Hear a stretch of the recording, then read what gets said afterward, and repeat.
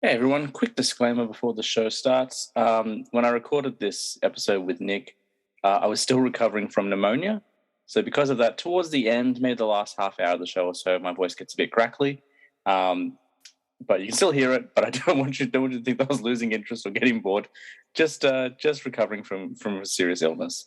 But with that being said, go ahead and enjoy the episode. And I should let you know that this episode of I Was a Teenage Film Snob is not brought to you by Mike and Ike's, but they are delicious.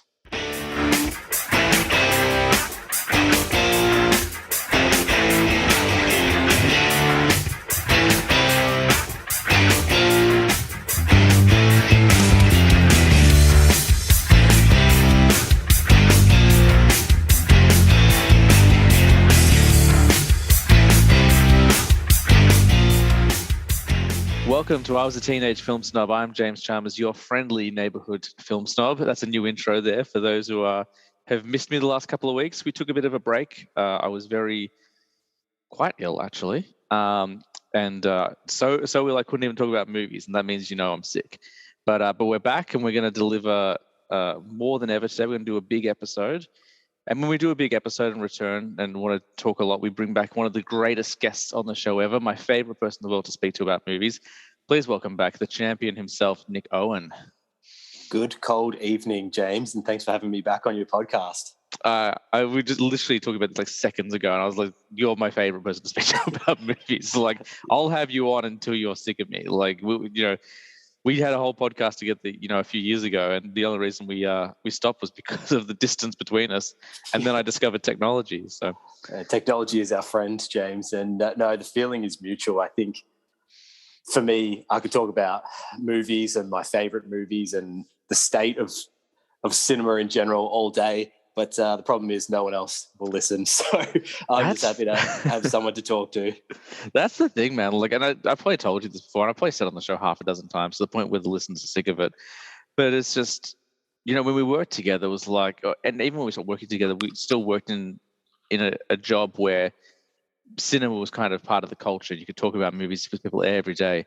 And then as you grow up and move on and try a career path, you find that most people don't have the same interests in you as you. Like, I remember I worked in insurance for a year, and like no one went to the movies. I worked in a pharmacy, and like no one watched TV. Like, they're all into like yoga and stuff, which I'm not disparaging. Like it's probably healthier than sitting on the couch with popcorn and a movie, but like no one watched anything. And even now in my current job, there are some more. They're more than casual film fans, but at the same time, it's just like, what do you mean you haven't seen Lars von Trier's, Melancholia? Yeah. Well, I mean, I can't claim to be Lars's number one fan. Top three, maybe.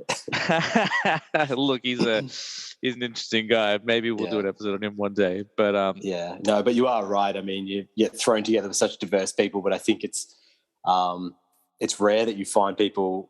I think you and I are blessed because we have quite similar taste in movies as well. I mean, we differ in some genres and some films, but I think we've always got that. There's always that spark there where we are keen to hear about each other's film going experiences, regardless of what it may be. And I do think that's been the great thing about the rise of the podcast in the last 10 years as well. I mean, previously you really just wouldn't have an outlet or anything to listen to of people who are kind of in your same wavelength. But now, there's quite a few podcasts I listen to, and it's just like you found your tribe kind of thing. Yeah, absolutely. I recommended one to you a little while ago, and I never promote stuff on this show. We do anti-advertisements on this show, which is we open the show with someone who hasn't sponsored the show. But I discovered recently Brett Goldstein's podcast, and for those who don't know who that is, he plays Roy Kent on Ted Lasso, a show that you hit me to, and it's amazing. Like, it's exactly what I want to hear in a podcast. It's just him talking to comedians about movies.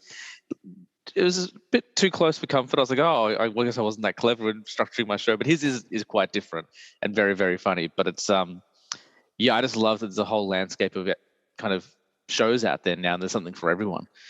I'm still waiting for. I'll know I've met my kindred spirit when someone gets the reference whenever I say "Good cold evening, gentlemen," that it's Christoph Waltz's opening line in Django. I didn't even pick up on I it. just think people think I'm an idiot. I just thought you were just being clever. I was like, it is a cold evening, but it doesn't mean it's not good. Yeah. I've only seen Django, I want to say 3 times maximum. Yeah. Because it's the first time I watched it, I did not like it. And not that like I thought it was a bad film. I just like Is I that don't know because what it's quite heavy and the subject matter can be pretty heavy? Yeah, and I felt like, and I don't know why, because like Quentin Tarantino also made Inglourious Bastards, which I can't relate to either. But I felt like there's a real distance or disconnect between me and the material, and not that obviously I felt sympathetic to the people struggling in the story, but I was just like I can't relate to what's going on. It was the first time I can't relate to a bunch of samurai, and I can't relate to a blaxploitation film from the 70s, but for some I don't know what it was. Something about Django, the first time I watched, I just couldn't get into it. But I'll add, I was heavily depressed and in quite an existential crisis at the time as well, and I was like morbidly obsessing over my own demise like every day. So that might have something to do with it. Whereas now I quite like Django. I've seen it a couple of times since and grown to love it. Yeah, and I can see why if you're in that frame of mind, it's not going to be your cup of tea. But it does please me to hear that since then you've come to enjoy it. It's one of my favorites for sure. But yeah. Got a great soundtrack. I mean, it's a Tarantino film, so of course it's got a great soundtrack. But there's that James Brown I can't remember who else is it, but it sounds like a trailer song. But it's just like smack bang in the middle of a shootout towards the end. Yeah, and like there's a Rick Ross hip hop song. 12 dozen coffins or something, or 100 black coffins or something like that. Yeah, something like that. Yeah. Sorry, we just got sidetracked straight away. How have you been since you were last on the show? I've been well. I've experienced that cold that is flying around our hometown of Melbourne as we speak, so that was a bit of a joy. I've been reviewing in preparation for the new Top Gun. I've been going back through the classic Tom Cruise movies that I either hadn't seen for a while or hadn't even seen. Yeah. Which has been a fun little exercise. Interesting to see where he is now and where he came from. So I'm trying to tick some off like that I haven't seen in ages. So Magnolia, A Few Good Men, and I actually haven't seen Minority Report for ages either. So that was really good to revisit. So that's fun. But yeah, apart from that, keeping my head down, trying to survive this freezing weather we're having. Yeah, it's been shocking. I was sick for a couple of weeks. And had pneumonia actually, which you knew. And I remember when I was talking to Tina, she was like, "I think you have pneumonia." I was like, "I'm not old. What are you talking about?" And she was right. But during that time, the one thing I could rely on was, well, all I can do is lie in bed and watch movies. So I devoured 30 movies in a week and a half, which was pretty good. And I watched a classic Thomas Cruise film myself, Eyes Wide Shut, which I'd never seen before. And probably won't watch again, to be honest. Yeah, did it cheer you movie. up in your sick bed, or? I mean, it was that or Requiem for a Dream, and I went with the crowd pleaser. No, it's still not a terrible film. It just, I think, was a bad decision to watch a movie like that when you're kind of out of your mind on medication. Well, I feel like the reputation of Eyes Wide Shut is bigger than the actual impact of the film, because I think it's got this. Was it Stanley Kubrick's last film or one of his last? Yeah, he literally submitted his cut and died 4 days later. Oh, there you go. Yeah. So he wasn't even there for its release. Yeah.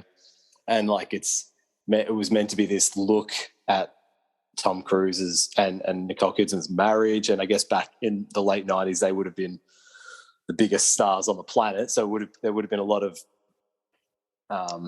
I guess pop culture interest around that. And then, of course, I think it was probably one of the reasons they subsequently split up. So, I was reading some trivia about it, afterwards on the good old IMDb trivia, which sometimes has more truth and sometimes has less truth. But apparently, the production was hell, and Kubrick went out his way to isolate them from each other to create tension and that sort of. What a guy!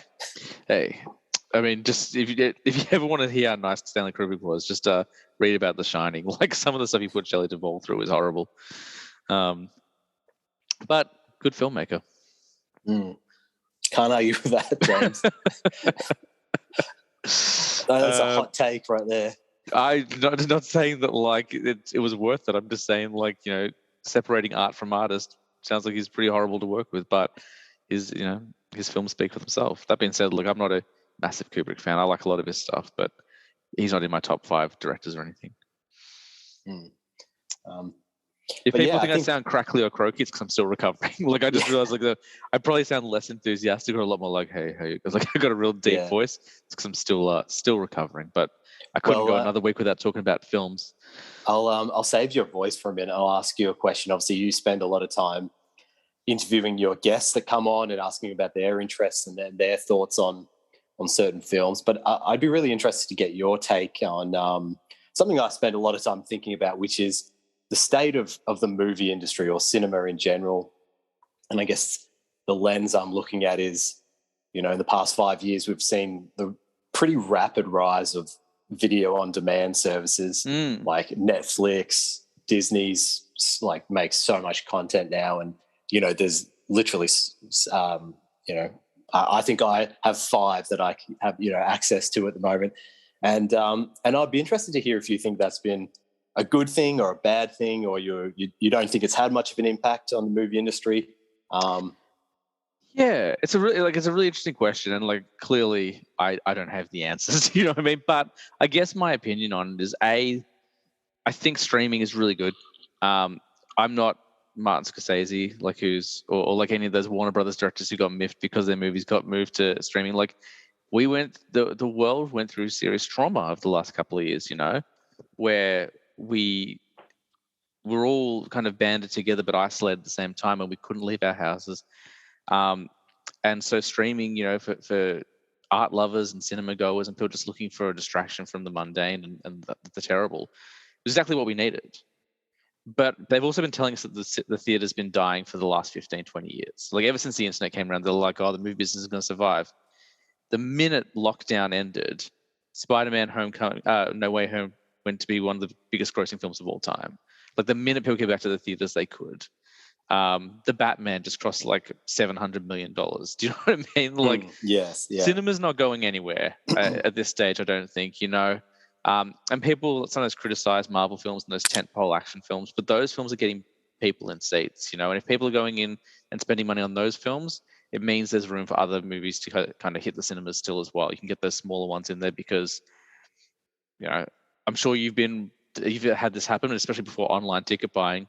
You go to the cinema, the movie you want to see is sold out. Well, I don't want to go home. I guess I'll watch something else. Like, I think that's really. So I think, at this stage, cinema's got a nice healthy life ahead of it. But if it does start to go down, I think it'll just kind of evolve into what kind of theater is. Stage theater, where like it's become more of an event. You won't go every week or once a month. You'll probably pay a premium price for a ticket, and it'll be more of a kind of a special event. And they might do it up. If you think about places like the Astor, who still have the red curtains over their screen, and they like it might become something like that. But I think for the time being, I think the cinema's proven, with those movies I mentioned already, that it can bounce back. Doctor Strange did really well. I think it made like $500 million in its opening weekend or something like that.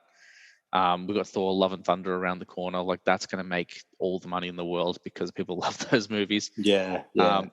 And and films like I haven't seen it yet, but Everything Everywhere All at Once, which is like an indie film about the multiverse, ironically enough, is like taken audiences by storm as well. So I think, again, I don't have all the answers, but my opinion is that like people want to go to the movies. Yeah, but I'm a little conflicted with IP based the massive lean towards IP based cinema. So like franchises, and even a few of the movies that you were just mentioning, Ben, are obviously Doctor Strange is part of the Marvel Cinematic Universe, and Batman's obviously it's a well established universe of its own. Yeah. You still got it. I'm a little conflicted because while I love those films and I do participate with my dollars by going to see them, I think I do miss the one-off blockbuster. I think that's why I'm drawn to films that are made by people like Christopher Nolan, who I know did a Batman trilogy, but and Denis Villeneuve and those types of filmmakers, because you still get sort of one-off blockbuster films that hit that sweet spot, and you're not necessarily committing to just participate in something that doesn't have an end point, like the Marvel universe and those kinds of things. So I asked that without having a firm stance myself. I mean, as I said, I'm sort of conflicted because I was actually thinking about it today, and I jotted down a couple of films, and I thought, would these get a theatrical release anymore, these films, or would they be buried in the milieu of streaming of the 2,000 things that are released this week that you lose instantly in amongst the streaming service? And I thought, does Memento, Christopher Nolan's first film, get a wide theatrical release? Reservoir Dogs, that's I think Memento does. I don't know that Reservoir Dogs does, although maybe, but I think Memento does, because I think back to, and obviously the landscape's changed a little bit. A couple of years ago, like I went to a Hoyts, and Hoyts is, in Australia is one of the main cinema chains, and they carry your tentpole films, your big ones. They get some of the smaller ones as well, but you go and see, the movies we mentioned already. And I went and saw The Founder there in theaters. I couldn't get to the independent cinemas didn't have The Founder, but Hoyts did. And the cinema was like half full. And, that's not bad for a movie about the guy who founded McDonald's, 60 years ago. Tiny little budget. And it's just kind of a bio docu, kind of a biodrama type thing. I thought it was really well done. And, we couldn't get the session we wanted because that session had sold out. So, and look, that was pre-pandemic. But I think you still do get those films in there. Word of mouth and reviews obviously help. The problem is that there's no, and I don't want to get critical on this show. I try to, but I think the state of the Australian kind of critic scene is not great. I think everyone likes to just kind of poo-poo everything. I haven't seen a positive review in a while, or if it is, it's about, I don't know, something wanky. I don't know. We should be, I think, as kind of cinema goers in the cinema culture now, this is me getting very snobby, I think we should be celebrating anything that's in theaters. Just go and see everything. You know what I did a few years ago in 2017. I was like, you know what? I'm going to watch 365 movies in 365 days. And because I lived 2 minutes from a cinema and tickets were $10, I went to the movies every single week. Didn't care what was on. If it wasn't a film that I was looking for, I went and saw Pirates of the Caribbean 5. That was not a film I was looking forward to. It was on my watch list, but I'm like, hey, it's in theaters. I'll go check it out. I went and saw The Mummy with Tom Cruise. I would never have gone to see that a few years ago. But then I went and saw interesting things like The Big Sick, which ended up being my second favorite. Actually, that was 2018, so I'm telling a lie there. But ended up being my second favorite film of the year. I just started seeing The Disaster Artist, whatever came out, I just went and saw it. And I think those tentpole ones, they do kind of push out the little guy sometimes, but they're getting people into the theater, and then from there you can kind of make your own choice. What is there and that sort of thing. Yeah, absolutely. And I do agree. I mean, it's all in the phrasing there. I mean, they're tentpole franchises, and they do prop up the movie industry. They just rake in so much money for the industry. But I think, I don't know if I wonder if there's going to be an overcorrection, and I wonder if we're kind of seeing. I know that they've had some massive. Spider-Man was a massive hit, and Doctor Strange, you probably have a better idea of the numbers on that than I do, but I think that's been a pretty successful opening as well. Yeah, well, the landscape changed, and because people always say Marvel, they're like, it's Marvel's fault. It's not. The reason the landscape looks the way it does now is because of Avatar in 2009.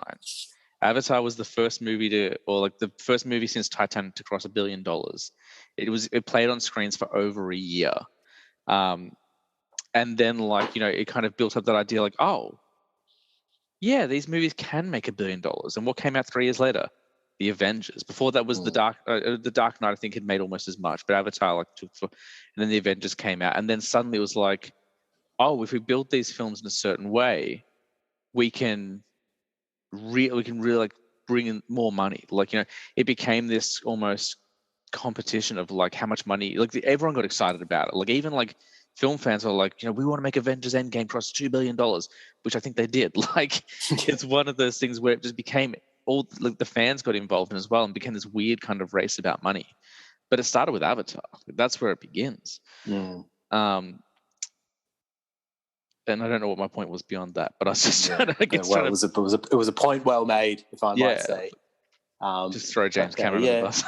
And I mean, so that's kind of cinema, and I'm interested to get your take as well on what I think is a genuine problem for our generation, which is, I mean, we are known as the options generation. I think that's true of everything, and I think coming from a psych background, they do studies on satisfaction when you have a lot more choice, and it correlates. It's the more choice you have, the less satisfaction you have with your choice. And I'm interested to get your take on, is there too much of a good thing? And what I mean by that is, as I mentioned earlier, like I think I have access through various things that I pay for versus just share logins with friends and vice versa. But, I think I've got access to Netflix, Stan, Binge, Disney, Paramount. That's at least 5. And I think, does that obfuscate your enjoyment? I literally have to keep a list of shows when I hear they're coming out, because it's like blink and you'll miss it. And you're just like, what was that show that came out 3 months ago? You got to, and so I'd be interested to get your take on that. Yeah, it's too much. I mean, that's my opinion. Like but it depends. Like I'm a dad now. I work full time, and then when I finish, I'm a dad for 3 hours, and then I put my daughter down to bed, and then my wife and I have, and maybe 2 hours to decide what we're going to watch. I'll be honest, more often than not, we just rewatch Office reruns because we're both too tired to like really make a decision. I think streaming was kind of in its like niche spot a couple of years ago. I want to say kind of like pre-Disney Plus. And not that I don't, like, I love Disney Plus. Disney Plus I probably use more than anything. Because I can show, my daughter cartoons and stuff that, she doesn't really understand, but I can enjoy. So I can show her like the DuckTales remake. No, not Family Guy. I will show her Bob's Burgers though. But back when Netflix started the Marvel rights, they'll make some really quality shows there. But I don't like binge culture. Like I don't like the idea of dropping a whole show in one night and be like, all right, watch it before the weekend's over. Otherwise, everyone's gonna spoil it for you. Like that gives me kind of watching anxiety. Like, why do I have to compete to enjoy something? So one thing I like about Disney, I know they've received criticism for it, is that whole, we're going back to the TV model. You get an episode a week, or like Amazon, they do sometimes 2 episodes a week, that kind of thing. Yeah. Which I really like. So sorry to cut you off there, but I really like, to me, 1 episode a week is too antiquated. That's like, to me, that is going backwards. Especially for something like WandaVision, which the first couple episodes are like 20 minutes each, and then like they kind of got longer. Like to me, I was like, could have enjoyed a few episodes in a row. Yeah, and I think you're right about. Sorry, I'll let you get back to your point. No, you're okay. I think you're right about the binge culture of dropping a whole show, and I was up until recently a massive fan of that, because I'm a maximalist. Give me more, give me everything that I want right now. But too much gets lost. These companies put so much money and effort into making these shows for an impact that lasts a week, 10 days. If it's something like, if you think about shows Netflix has dropped in the past 3 years, those things like now I never watched this, but was it like the Tiger King or something like that? Yeah. Like, I know that's more of a documentary, but shows that are dropped, they dominate public discourse for 2 weeks, and then they're just, I don't know anyone who's talked about that show for 2 years. And the other question, like something like Tiger King, because I remember like everyone was obsessed with it, but then you ask the question, would people have cared if we weren't in a pandemic and stuck at home? Yeah, well, it's a great point. No, everyone had so much that's time not me criticizing. Look, I found it fascinating, but they released a second season and I haven't gone back, and not because I don't want to. Anyone's gone back. But talking about something even bigger, like Stranger Things season 4 just dropped last weekend. I'm up to date on the first 3 seasons, and I really enjoy that show. But when before it was released, they're like, we're releasing in 2 parts. We're splitting the season up, and the first season's going to have episodes that are up anywhere from an hour and a half to 2.5 hours long, which to me was like, why? Like, if you're gonna if we can binge it all anyway, why don't you just cut them up into like smaller digestible chunks?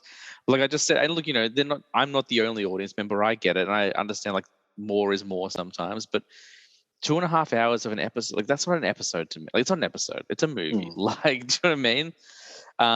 And like I got really frustrated about that, and I don't really get annoyed by things very often.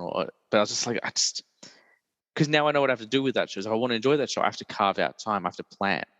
Like it took me 6 months to watch the new James Bond film because they were like, we're going to make this one 3 hours.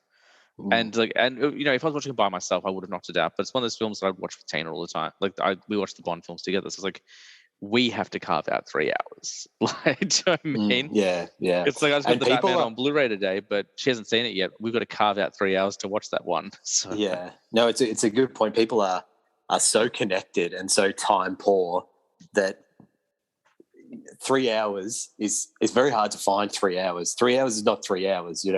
I could conceivably have 3 hours free on any given night. I don't get through 3 episodes or something. I don't get through a 3-hour movie. It's like I'm constantly stopping because I'm on my phone or just doing something else. It's 3 hours is not what it used to be. One thing I've started doing, because I also get distracted on my phone from time to time, is I'll especially if it doesn't hook me in, like I'll just relegate to the phone, which is a really bad habit. So what I've started doing is like putting it, if I'm watching a movie in bed, put my phone next to the Blu-ray player and I sit in bed. I'm like, all right, now I have to physically get up if I want to go get it. And I find that has helped with that a little bit. But to go back to the streaming thing, yeah, look, I think streaming is great, but I think now there's too much. Like the beauty of streaming was like it's cheaper than cable. Like Netflix had so many options. Stan had but you could have 2 streaming services and pay a third of the price of cable. But now like there's 10 streaming services and they've all got their own exclusives. And like I think I was talking to you about it. Like I want to watch the new Jackass movie. Like not because I was like, oh, the height of cinema, but like as I watched those as a kid. Like I'd heard this one was pretty funny or whatever, so I was like, oh, I'll check it out. The behind the scenes documentary about the movie is on Netflix, but the actual movie is on Paramount Plus. I'm like, well, this seems convoluted. Like, I think like this, and that's why I buy physical media still. Like that, and I just like collecting things. But I'll buy the things I want. That way, I don't have to go looking for it. Like, there's nothing more frustrating. I don't know whether I'm sure you've had this. Like Tina and I, we used to do movie night all the time when we lived together before we bought this house. And every Friday night was movie night, and we'd rotate weeks. I choose one week, you choose the next week, and we would literally spend over an hour every Friday night going through Netflix trying to decide on something. Yeah, and I think that's really common. And then the amount of people I talk to who like come to the same conclusion, which is you spend so much time looking for something, you start to feel that anxiety about your time slipping away.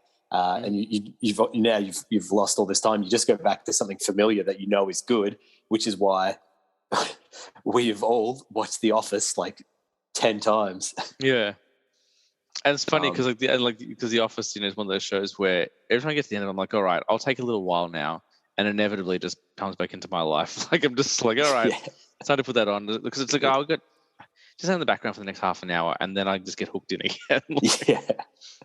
Yeah. To me, that's like I was recently unwell, as well as you, and for me, it's just like it's like chicken soup when you have a cold. The Office, it's like put it on, get under a blanket, comfort.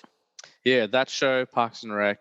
Those are probably the 2 big ones for me. Brooklyn Nine-Nine to extent, Community, like those kind of like very easy to digest like sitcoms that any one of those, and I think they all make me cry at some point, so that helps. And it sounds like I hear myself asking you these questions, and it sounds like I'm coming from a real negative place with streaming services. I mean, I absolutely love them, and I think that we've gotten to see things that you absolutely would not see if they weren't around. And by that I mean there is no way we see a film like The Irishman, which again, I don't know if it's everyone's cup of tea. It's right up my alley. Was it 3 hours and 40 minutes gangster kind of epic about with Robert De Niro and Al Pacino in it. Like, you do not see that getting released. There's no way one of the big production companies goes in for a nearly 4-hour movie that is paced like a snail. So, there's been great things about having the access to those streaming giants. But I guess the counteract to that is that, if I had seen The Irishman in theaters, I probably would have loved it. I would have been like, in that room, like in the dark, like with my popcorn and my soft drink, and like completely glued to the screen for the entire 3.5 hours, whatever. When I watched it at home, like, there were distractions. That's okay, and like, and it is slower paced. So I'm like, I'll just pause this. And I'll go get a snack, or I'll go, and like suddenly a 3.5 hour film becomes a 5-hour movie. And I'm like, there's some, I don't know. Like, I didn't dislike The Irishman, but for me, I was just like, I think it really coming from Scorsese, who was like, he's anti-streaming. I would have seen that one in theaters. Like, I would have liked to see that. Yeah. Even if it's like a limited run, just do a limited run. Yeah. And I think that's why it's been really great to see. I know the new Top Gun film, they wrapped that a couple of years ago, and I think from what I was reading, there was heaps of offers from streaming companies to buy that film over the pandemic. Obviously, it was just sitting there completed, and I think Tom Cruise's production company, who's probably one of the major players behind that film, I think they held out for a cinematic release, and that's why it's really pleasing to see that it's doing so well, because I don't know if that has the same impact watching it in your lounge room where you can just pause it at any time or jump on your phone or something like that. And so hopefully it is a bit of a catalyst to bring people back to the cinema. And I think people are back, like now that people can get vaccinated, and you can go out and you don't have to wear masks and stuff, people are more content to go out, and the figures are speaking for themselves. But again, you just hear about certain films. Like, I'm probably a lot more detached from what's going on in the industry than I was a few years ago. Like, I've got a bit more disconnected. I don't know when things come out anymore. I have to look them up constantly, but that could also just because I'm getting old. But what's been really lovely this year is I have been hearing about, the surprise films, the independent films. Like I mentioned already, Everything Everywhere All at Once, which I can't wait to watch. I'll have to wait till physical media, but I can't wait to see that one. X, which was this little horror film, has gotten quite a bit of attention as well. So it's just nice seeing, like, even though everyone's going to see Spider-Man and Batman and Doctor Strange, these other little films are getting their day in the sun as well. And hopefully, as we get stronger and we get further and further away from this virus, hopefully we should see the industry bounce back a little bit. And we should hopefully see some more of those smaller budget films get some love as well. Yeah, we can only hope. That's it. Oh, that was very philosophical. Oh, wow. I love chatting about that kind of stuff. It's nice to air those thoughts before I get some reputation as an anti-streaming extremist. My only thing with I was talking to you before we started recording, because you were asking me about where I order my movies and stuff from. And I order my movies from 3 different places. There's an Australian company, a UK company, and an American company. Every single one of those companies I order from, I have an account with, and each wish list has at least 200 movies on it. That's what my wish list look like. That's how I feel about streaming, but times it by however many services I have. I'm now trying to keep up with 200 different movies on each service, and I can never remember what I want to watch, and I think about something, I'm like, oh, you want to watch that, and I'll forget about it, and then I can't find it anymore. So that's the problem I have. It's almost like I've got too much access. I just need cut me off. Just give me a couple of things and I'll make do. Yeah, I do think it would be an interesting exercise to cut yourself off from, say, for myself, I don't really have any physical media anymore. I don't even have a disc player in my house. Wow. I'd be interested to cut myself off from everything except one streaming platform, just say Netflix, and just see what my viewing habits are. What would I watch? I bet you'd find some gems in Netflix that I would never even think to look for, because I'm probably looking in the top 1% of each of those streaming platforms, as opposed to just digging a little deeper. And some of my favorite shows of the last 5 years even have been shows on Netflix that when they came out, because that was probably the only streaming service I had, I sort of dug a little deeper and found them. So things like Peaky Blinders, which went on to become a pretty big show. There was this really kind of strange show called The OA. I remember hearing about that one. Is that Jason Bateman? No, he's in Ozark. Yeah, Ozark is the one with him. I think it's got, I just can't remember the girl's name. I think it's Britt Marling, I want to say. Yeah, she's great. Yeah, really fantastic show. Would recommend it to anyone listening. And it only got 2 seasons before they cancelled it. It had Jason Isaacs in it, aka Lucius Malfoy. There he is. And not playing Lucius Malfoy. You'd be surprised to hear. That'd be amazing if he just rocked up. So, it'd be interesting to experiment to cut yourself up, and it would be a good cost-saving measure as well. Yeah. That's the other thing. It's like, I spend so much money on streaming services now. Yeah. Well, you made a really good point earlier that it was so good for the consumer when Netflix came along, because it had so much content at $15 a month or whatever it was. Thanks to my brother, who's always paid for it, and I've never paid a cent for Netflix in my life. But now I would almost argue that streaming is anti-consumer, because it's like everyone's taking their own intellectual property back and putting it on their own streaming services. So you've got to shell out, as we were talking about, 4 or 5 streaming services billed monthly. Like, it does add up. And the other thing I found is that, with the exception of Netflix, they're not user-friendly. Like, the interfaces are awful. And I don't know whether it's like Netflix has like a patent where they're like, you can't copy our interface.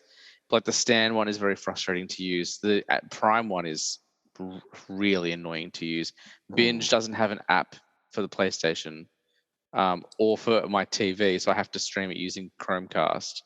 The Binge app on I use my Apple TV box for all these, and the Binge one is so slow and laggy. It's just like, I don't mind the actual interface on my phone. Like, it's pretty easy to use. And we use Binge pretty regularly. It's pretty solid. But the fact that you can't have an app on the biggest console in the world is concerning.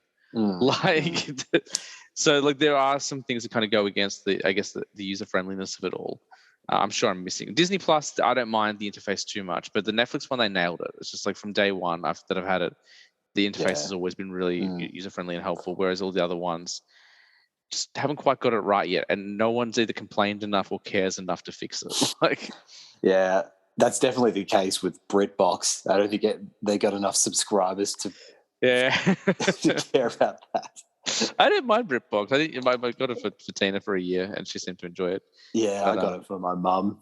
For anyone who doesn't know what BritBox is, who's listening, it's basically British crime shows and British bake-off shows. Yeah, and panel shows. So they're a real niche audience.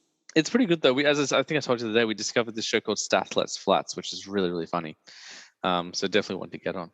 Yeah. Nice one. I suppose at some point people are going to expect us to talk about movies. Yeah. Sorry, I probably hijacked the podcast a little bit. No, I dug it. I was enjoying it. And did you have? I know you said just to pull the curtain back in case people thought that was really organic. You did mention you wanted to ask me a few questions. Was there anything else that was kind of like? No, we covered it, mate. We covered everything. I answered them accordingly. Yep. Excellent. Perfect. I'll take my check. So what are we going to do tonight, Nick? What's the topic of the week? Well, we were talking about this, and a long time ago, in a podcast far, far away, we did our top 5 movies. So I think it's only right that on your the new podcast, we do another top 5 movies. And really got me thinking, what does that even mean? At the surface level, it sounds really obvious. What are your top 5 movies? But I've started to go kind of insane trying to work out what actually that means. Yeah, absolutely. I've been teasing this for a while for you and Tina. I still haven't done Tina's episode yet because obviously she's been quite sick as well. But everyone we've had on has done the top 5 favorite movies of all time except for you and Tina. And I remember after the very first episode, you were like, "Oh, I'll do your top 5 soon if you want." And originally, I was like, "Oh, I'll wait till episode 100 for that." Yeah, very cocky, like we'll definitely get 100 episodes.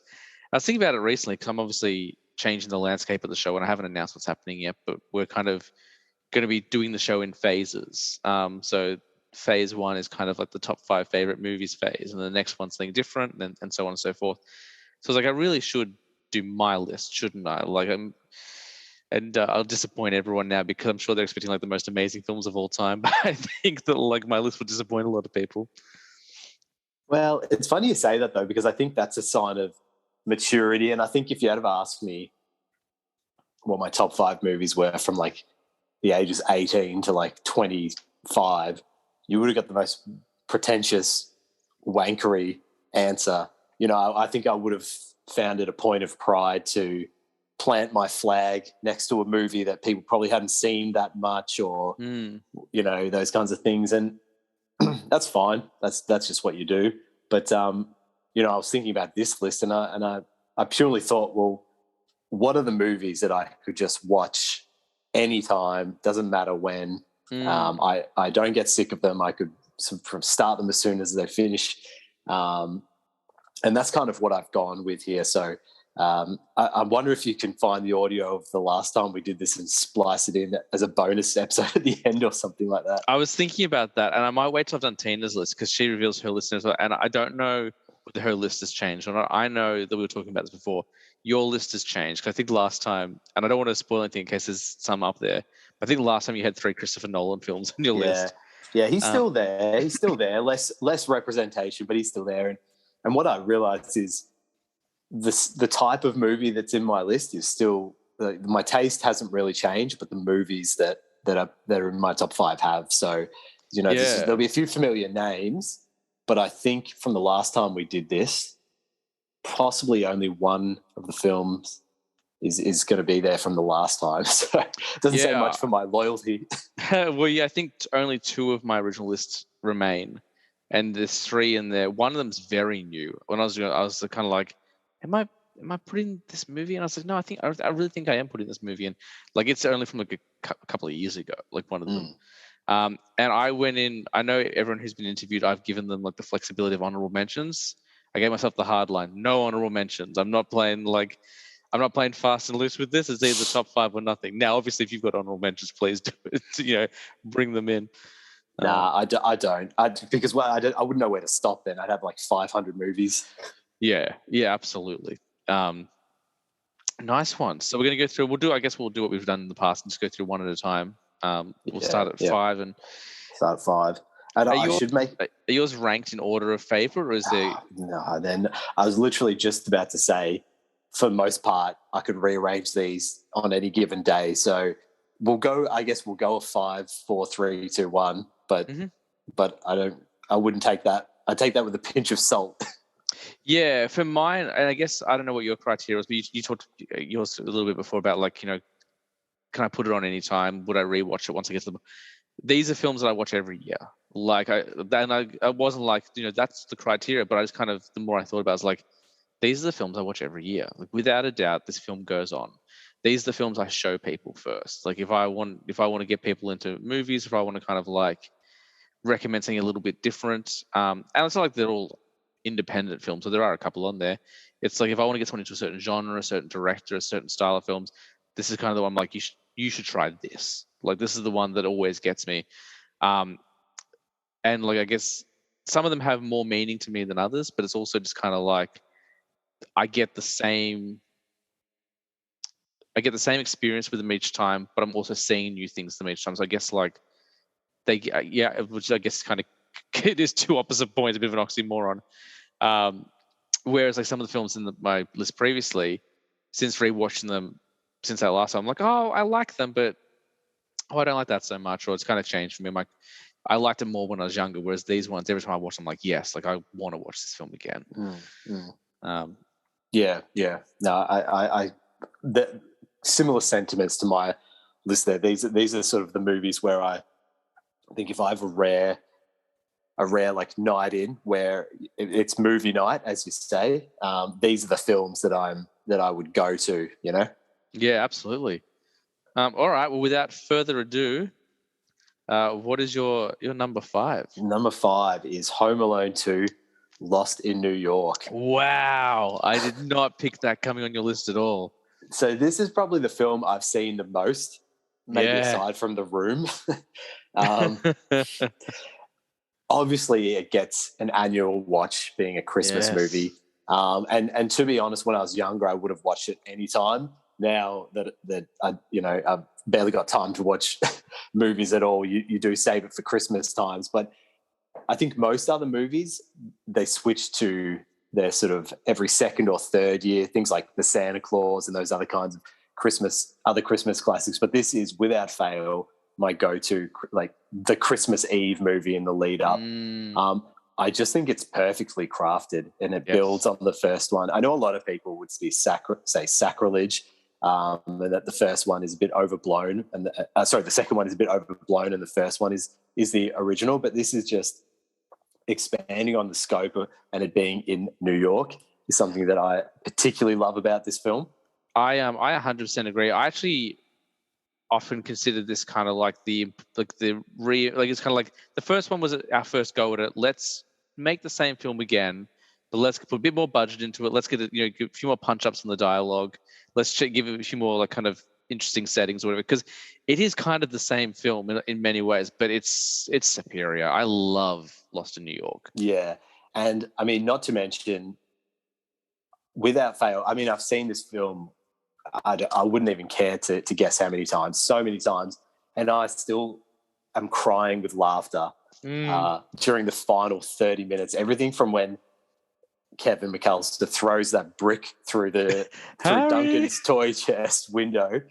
It is just so funny, and they really, as you mentioned, they really ramp up the violence in this one. Some of those, like is it Marv? I think I always get the two mixed up, but like the bricks having bricks thrown, and he's like, Harry. And he's like slurring his speech. So he drops like a tool chest on them. Yeah, the comic violence is great. Yeah, and I can always tell that a film has had a profound impact on me if a quote makes it to that and becomes applicable. So if ever there is any sort of hill or stairs involved in any part of my life, I'll say to anyone, Harry, I've reached the top. Most people don't get it and think you're a psycho, but those special few know what you're talking about. There's some really good quotes in there that I've used in my in my life as well, and like they're not even like necessarily appropriate to the situation, but like, we're the sticky bandits. Like I just love that one. Yeah. I love one of my favorite jokes, the one that gets me every single time. There's a lot of great jokes in it. Is when and again, like it's just a repeat of the joke from the previous movie, is when he puts on angels with even filthier souls. Yes. And it's like, you've been smooching with everyone. Yeah. Cliff, and it cuts to the janitor. Yeah. And he's like, it's lies. It's not true. Yeah. It's got a very young Rob Schneider in it.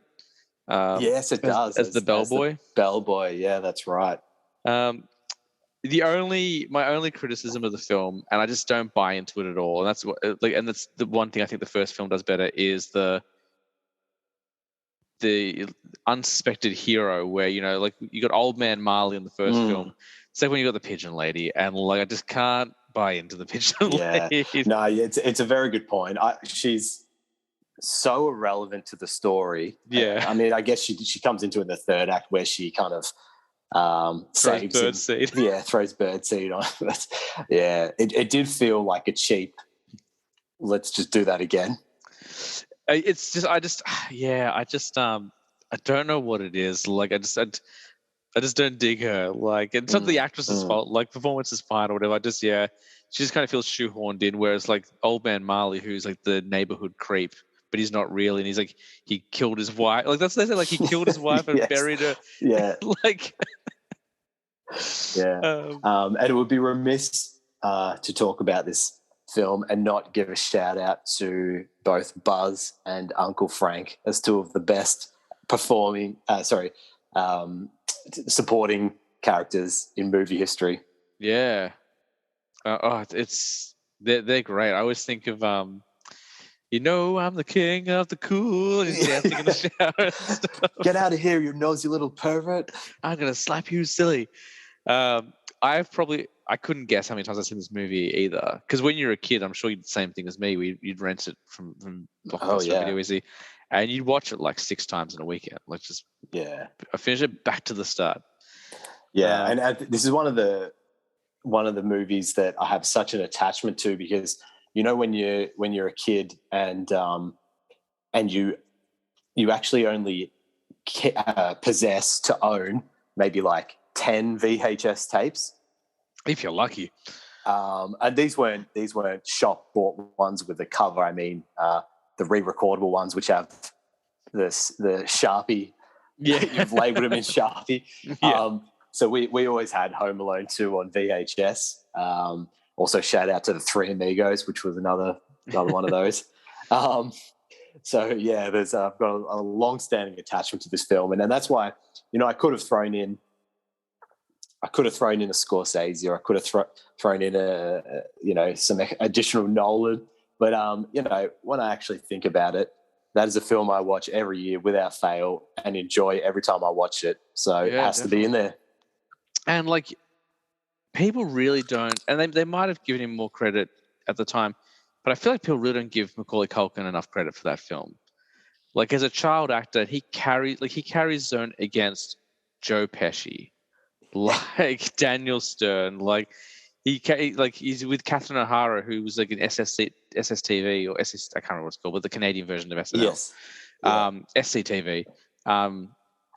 He carries the film. Like he's amazing, man. Yeah, and there's some cheesy stuff in there where he raises his eyebrows to the camera and stuff. But ultimately, he delivers the emotional stuff really well. The laughs are genuine. He does things that only a kid would, after he knocks them down with the marbles, he's stops to be like, yes, no one does that in real life, but a kid would. Yeah, that's right. He's great in it. I think as well, probably worth mentioning that it actually happened. There was a 2 or 3 year stretch where Joe Pesci was at the center of movie culture. He was in Goodfellas, then Home Alone, then Home Alone 2 in a 3 or 4 year stretch.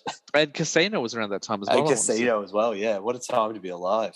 One of my favorite stories, but I'll tell you 2 stories about Home Alone that I love. The first one is that Joe Pesci couldn't stop swearing on set, and he was, every time he's in that opening scene of the first one, he's the police officer going undercover in the house, and there's kids running around, and they're like, Joe, you got to stop swearing. There's kids under the age of 10 here. So that's one of my favorite stories. And the other one was, and again, I know we're talking about Home Alone 2, but this was a story about Home Alone 1. There was an original plot point which was removed, where Uncle Frank had actually hired Harry and Marv. I love that. I love that as a storyline. Because he hated Kevin so much, he made sure Kevin was left behind because he wanted him to get killed. That's the rumor. That's dark. Yeah, a little bit. But even if it was just he was a low-level grifter and he had these 2 hapless henchmen, what a great potential storyline. I actually think it's more elevated than people give it credit for, with the subtlety and depth of characters. And I don't mean depth there's character actors in every role. But what I mean is that running theme of Uncle Frank being a cheapskate, and he's he says to Kevin at the start of the second one, he says, "You better not ruin my holiday. Your dad's paying good money for this." And then the next scene he's in is they're on the plane in first class, and he's looking at the cutlery, or he looks at a glass and he's like, "Is this crystal?" And he shoves it in his wife's handbag to steal. I just love the little things like that I think when you watch it once or twice you don't pick up on, but for repeat views it really does reward that. It's a solid flick, and yeah, I watch it every year as well, Christmas time. I couldn't tell you how many times. Like it'd be 30 plus at least. Yeah, yeah. Probably 40. Which is why I could like quote things off memory. Like I just remember like all those. I quoted it recently in an episode I did with Tina. We were building our favorite menus, and one of the items I chose was my very own cheese pizza just for me, because that pizza looks great. Yep. So that's my top. That's my 5. Nice one. Number 5, that is. Nice one. My number 5. So this is the most recent one on my list. This one came out only in 2019, so I was shocked that it came up, but I just love it so much. I'm like, you know what? Like I've seen this film probably like 3 or 4 times since it came out, which doesn't sound like a lot, but you know, when you watch as much as I do, like to get that many viewings, you know, is something pretty special. I think it's the only horror film on my list, which I think last time I had 2 or 3 on there. So to kind of, I guess, trump out or beat all the other ones as well is pretty good.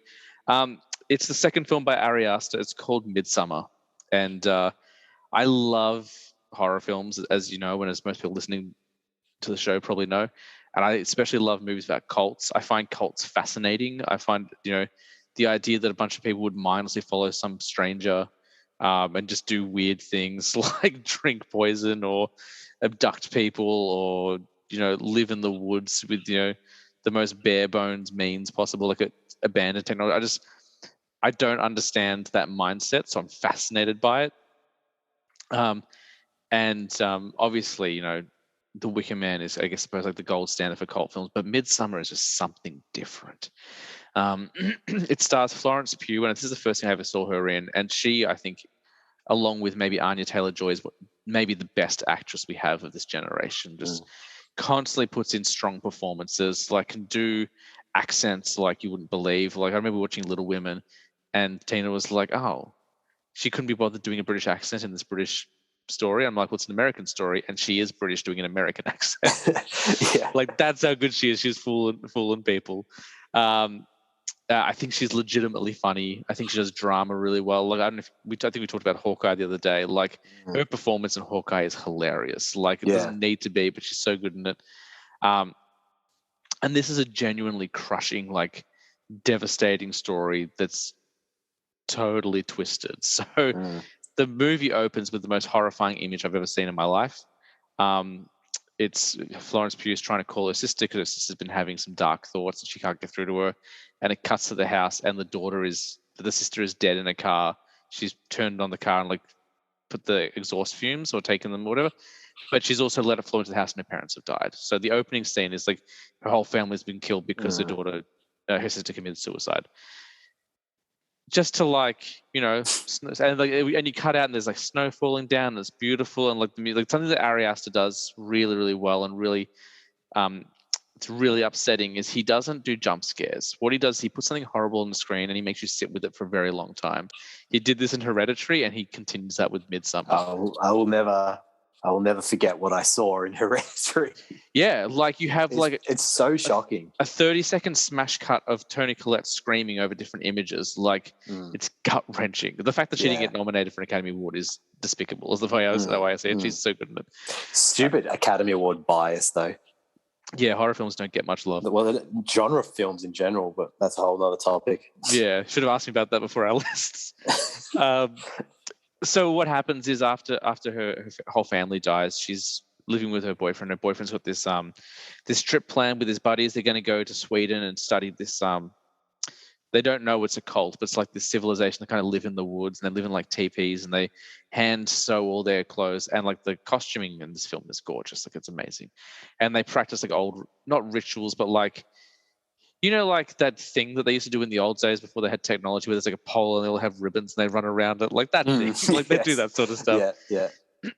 And he invites her along, and Will Poulter's in it. Will Poulter's an amazing kind of like, he's not quite a villain, but he's like the jerk in the film. And I've only ever seen, and I know he's done other things like Detroit and stuff where apparently he plays similar characters, but previously I'd only really seen him as a nice guy. So it was weird seeing him like as a villain. I can't remember the actor's name, but the guy who plays Chidi in The Good Place, he's in it as well. And so they all travel up to Sweden. I think it's Sweden. And when they get there, they start taking like these hallucinogens, and she starts like freaking out. and then just starts noticing things happening, and like their friends start disappearing, and like just all. There's this really creepy girl who keeps like macking on her boyfriend, and like she does weird stuff to his food and drinks. I'm not going to spoil it if you haven't seen it because it's so messed up. You have to experience it for yourself. It's not an overly violent film, but the brief violence that is in there is some of the most violent stuff I've seen in my life. So like one thing they have is that when you get to a certain age in this this compound, is instead of letting your body deteriorate, you jump off a cliff and die. And you kind of like you give your body. Go on, yeah. Oh no, I was going to say because I haven't chimed in yet at all, but great film, great choice. I wasn't sure if you'd seen it. Oh yeah, no, I realized you probably wouldn't have thought that because I hadn't actually made a comment yet. It's because I steamrolled you. what this guy does. Sorry, I'm sorry to say. What is the director's name? Ari Aster.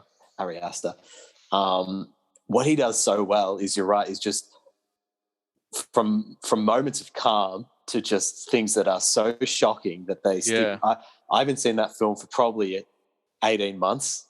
I've seen it one time, and that scene that you're referring to, it's like an atmosphere of like celebration in the film at that point, and then something so shocking happens, and the violence is so visceral that it just leaves you. Well, they shoot it long shot, and you're like, "Well, these old people are gonna jump off the cliff," and like they won't show it. They're not going to show anything because it'd be too graphic. And not only do they show it, the camera sits there for like 30 seconds, and you see like this guy's face peeling off. You see like the broken legs and stuff. Like it's, but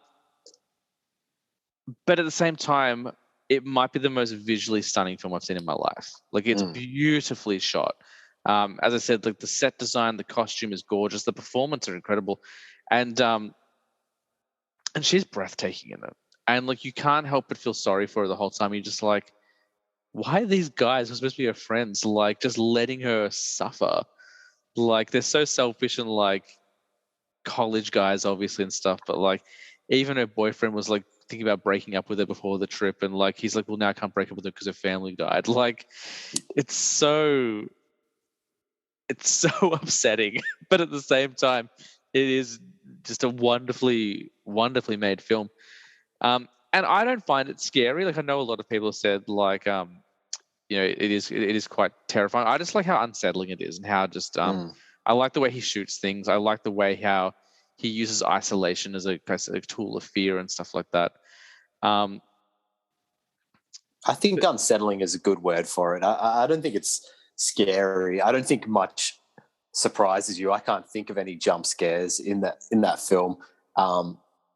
Can you compare that to his previous film, Hereditary, and like that is scary. Like that stays with me. That film. Yeah, that film. I remember. I went to Hereditary by myself. I watched no trailers for it. With Hereditary, I was like, you know what? All I've heard is great buzz from the festivals. I'm just going to go and watch it. And there's not too many jump scares in it, with the exception of one big one involving a telephone pole. But yeah, it was just. I would say, sorry, there's a moment towards the end of Hereditary when he's walking through his house and things just are coming out of the dark. Yeah, and if you look there's a long shot of the house in the woods, and you just start to see that there's just like figures in there. Yeah. And they've been there throughout the film, but you just start to pick up on it because you're starting to like fall into it. There's not a lot of jump scares, but there's just like weird tension stuff, like when he sees his sister and then like just the basketball rolls off the chair. Just simple things like the use of the sound. Yeah. Like that's still, as I did, I was like, oh, I forgot about that until right now. I just can't wait to see what this guy does next. He's only made 2 movies, and like they've been so effective. Oh yeah, that's saying Hereditary. After I finished it, I was like, I need to get out. I just need to get out into some fresh air, because it was like, it wasn't scary, but it just was sitting with me. It was just like, and I was walking around Lilydale, and as I got to the top of like the hill, I just saw a bird dead on the side of the road with no head, and I was like, that, like if you've seen Hereditary, you know how messed up that is. And then later that night, I went out for dinner with my family, and my mum was like, "You okay?" I'm like, "Yeah, I went to this movie today. It's just like really like sitting with me. Like it's pretty scary. And she's like, "Oh," she goes, I've never heard you say that." And I was like, "Yeah, it's pretty messed up." Like, but a good one. Yeah. Yeah. Sorry. No, I was going to say just great choice. That guy's films are. He's unique, is what I'll say. If he never made another film again, I'd be like, well done. Like you made Midsummer. Like you don't need to make anything else. Like I just, it's so well done. I love the gender swap stuff. You know, generally in these cult films, you know, they prey on women and women are overly sexualized and they're used as like kind of virginal sacrifices. But in this, like the boyfriend becomes that. And there's a really messed up scene where he's engaged in you know, with this other girl, and like these people like kind of pushing him like more and more into it. It's so weird. Yeah, it's weird. And it has maybe the most beautiful death I've seen on anything, where the guy's got like the reverse butterfly, where he has his back is cut open and like his organs are pulled through his back, but it's shot like with this beautiful lighting. It's very colorful, and you're like, this is disgusting, but also like, I like the way that they made it look. Like they made it very pretty. It's a bizarre film, but I can't praise it enough. So Midsummer, 2019's Midsummer by Ari Aster, like definitely worth watching. I'm pretty partial to a descent into madness as well. Yeah. That's never going to not be good for me to watch. Yeah, absolutely. Because at the end of the day, like no matter how like terrifying it is, you're like, at least I'm not her. Like, I got my life together a bit more than her, which is good. But yeah, Midsummer definitely. It was a very welcome addition to my top 5. All right, shall I push on? Push on. Number 4. Number 4 is what I think is an underrated masterpiece, and that's Tinker, Tailor, Soldier, Spy. I've still never seen this one. So it's directed by a chap called Thomas Alfredson, who I had to look up because I was like, have I seen anything else he's done? He also did the adaptation of The Snowman, which is a Joe Nesbo book that they made into a film with Michael Fassbender. Yes, yeah. I think this is underrated because no one has seen it, and the cast is stacked. I'll read the cast out to you in a moment. I remember seeing like the list, yeah. Who noted it's basically Sirius Black and Ollivander trying to find a mole in the Secret Service in the 1970s. But let me read the cast out for you, James. All right. I should have been prepared and had IMDb open. It's okay.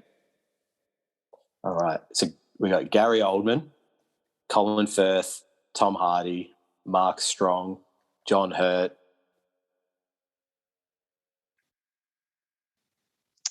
Toby Jones. Yeah, Toby Jones is great. I mean, like they're all great.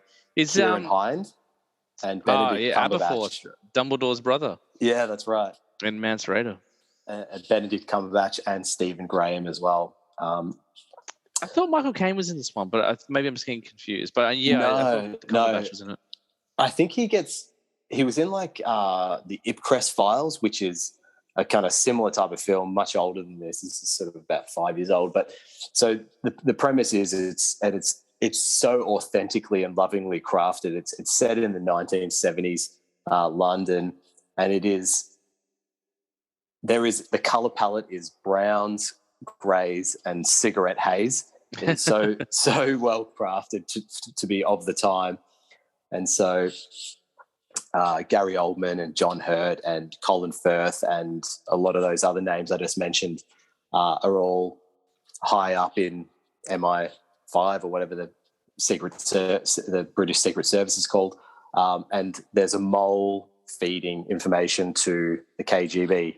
And so they're essentially, Gary Oldman is our protagonist. He's tasked with finding out who the mole is, and it's so beautifully done because it's obviously right in the height of the Cold War, and the story is structured like that. You don't ever see who the enemy is. It's all cloak and dagger kind of stuff, and it's probably the most niche film on my top 5 list. I don't expect it to be up everyone's alley. It's very dialogue heavy, and I think if you're not interested in espionage and and England in the 1970s, I think a lot of people would find it a bit of a tough slog to get through.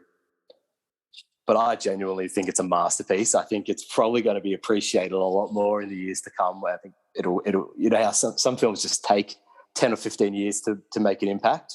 Yeah, I think I actually started watching this one years ago. I was watching with Tina. I think it was a bit too dry for her, and that might be why we stopped. But I just haven't got it because I was enjoying it, but I think for her it was just a bit slow, a bit dry. Like she just wanted a bit more going on. So it's one of those I've been meant to get back to. So, and I could totally believe, like a lot of people would have that kind of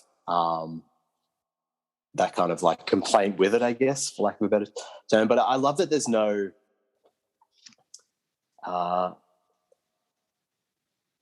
They don't make any allowances for a younger audience. Maybe that's not the best way to put that. But what I'm trying to say is, I found it so authentic that it is going to alienate a lot of people. Like there's no modern storytelling devices that are designed to sort of keep you engaged. It's very, if you tune out, you'll miss a crucial bit of dialogue. And the actual mole is quite a shocking revelation. So I would definitely recommend it if people do enjoy like a slow burning espionage kind of thriller. I guess there's not much you can say if you haven't seen it. Yeah, unfortunately, but like it's one of those ones where it's always kind of on the edge of my radar, and then I forget about it, and I don't go back to it and stuff. But I definitely do want to see it. And if I remember correctly, I think this was on your list last time as well. It would have been floating around, possibly in my top 5. I can't actually remember, but I think it was because I was like, oh, that's interesting. So definitely one that I want to get back to because that cast is brilliant. And definitely, I've said it before and said it again. Any recommendation from you was, worth its weight. So I'll definitely give it a go. Yeah. Oh, well, please do. And I'd love to hear your thoughts, especially if anyone's listening and checks it out on my recommendation. Yeah, definitely. Well, I watched a movie that you recommended me recently, and it was an absolute delight. Oh, yeah. I watched Shutter Island, which is a film I hadn't been putting off deliberately, just hadn't got around to it. And you told me time and time again to give Shutter Island a go, and it was absolutely worth the wait. Yeah, yeah. So, I mean, I guess I'll leave it there for fourth. A strong recommendation. Check it out if you haven't. Yeah, absolutely. It's definitely going to my list. I say this almost every episode, but the great thing is that every time I speak to someone, there's always at least one film I haven't seen. So I'm always like, oh, great, something to add to my watch list, like something to check out. But I love that when I've listened to your past episodes or even just speaking to you when we just catch up. Like I always leave with like, yes, a film that like you needed someone to kind of talk it up or bring it back onto your radar to get that momentum to actually see it. And if I can influence even like one or two people to check out that film, I mean, if you don't enjoy it, then no hard feelings. It's not going to be for everyone, but and that'd be really pleasing. Nice one. Cool. Well, my number 4 is a Quentin Tarantino film, and I have this theory, and so far it's only proven to be true. So hopefully it'll say that way. My theory with Quentin Tarantino is that whatever the first of his films you watch, it becomes and remains your favorite of his films. I remember I spoke to a guy a few years ago, and his first film he ever saw was Hateful Eight, and every Quentin Tarantino film he watched since then couldn't compare to Hateful Eight. Which I was like, oh, interesting. So I like Hateful Eight, but I like other films. There's probably 2 or 3 I like better than that one. And every time I speak to someone, like when they tell me their favorite film, I'm like, what was the first one you saw? They're like, yeah, it was that one. I'm like, okay. So with that in mind, my first and favorite Quentin Tarantino film is Kill Bill. And when I say Kill Bill, I mean both parts. It's one film. It's cut in 2. It's the whole bloody affair. I'm glad you included part 2 as well. Part 2 is sorely underrated. Everyone always thinks of part 1, and part 1 is great. And I'll talk about both films in some detail, I suppose. But I think 2 always gets a little bit forgotten, or because it becomes more of a Western. People kind of like, which is interesting because people think the Western thing began with Django, but Western actually started with Kill Bill Volume 2. Kill Bill had a profound effect on me from an early age. Before I even saw it, it was the first movie trailer I saw where I was like, oh, That's interesting. Like I would have been 15 or 16 when actually it came out in 2004 or 2003. So I would have been 15. And just that music, the slow guitar music, the and then the trumpets coming in, and just seeing that trailer, I'm like, I have no idea what this is, but I've never seen anything like it before. Lucy Liu's in it; she's dressed up like a samurai. Uma Thurman's in it; she's wearing a bicycle helmet and she's got a samurai sword. Like there's black and white scenes in it. Like there's ninjas. Like what is this? Remember, I was 15, so I got some of the words wrong.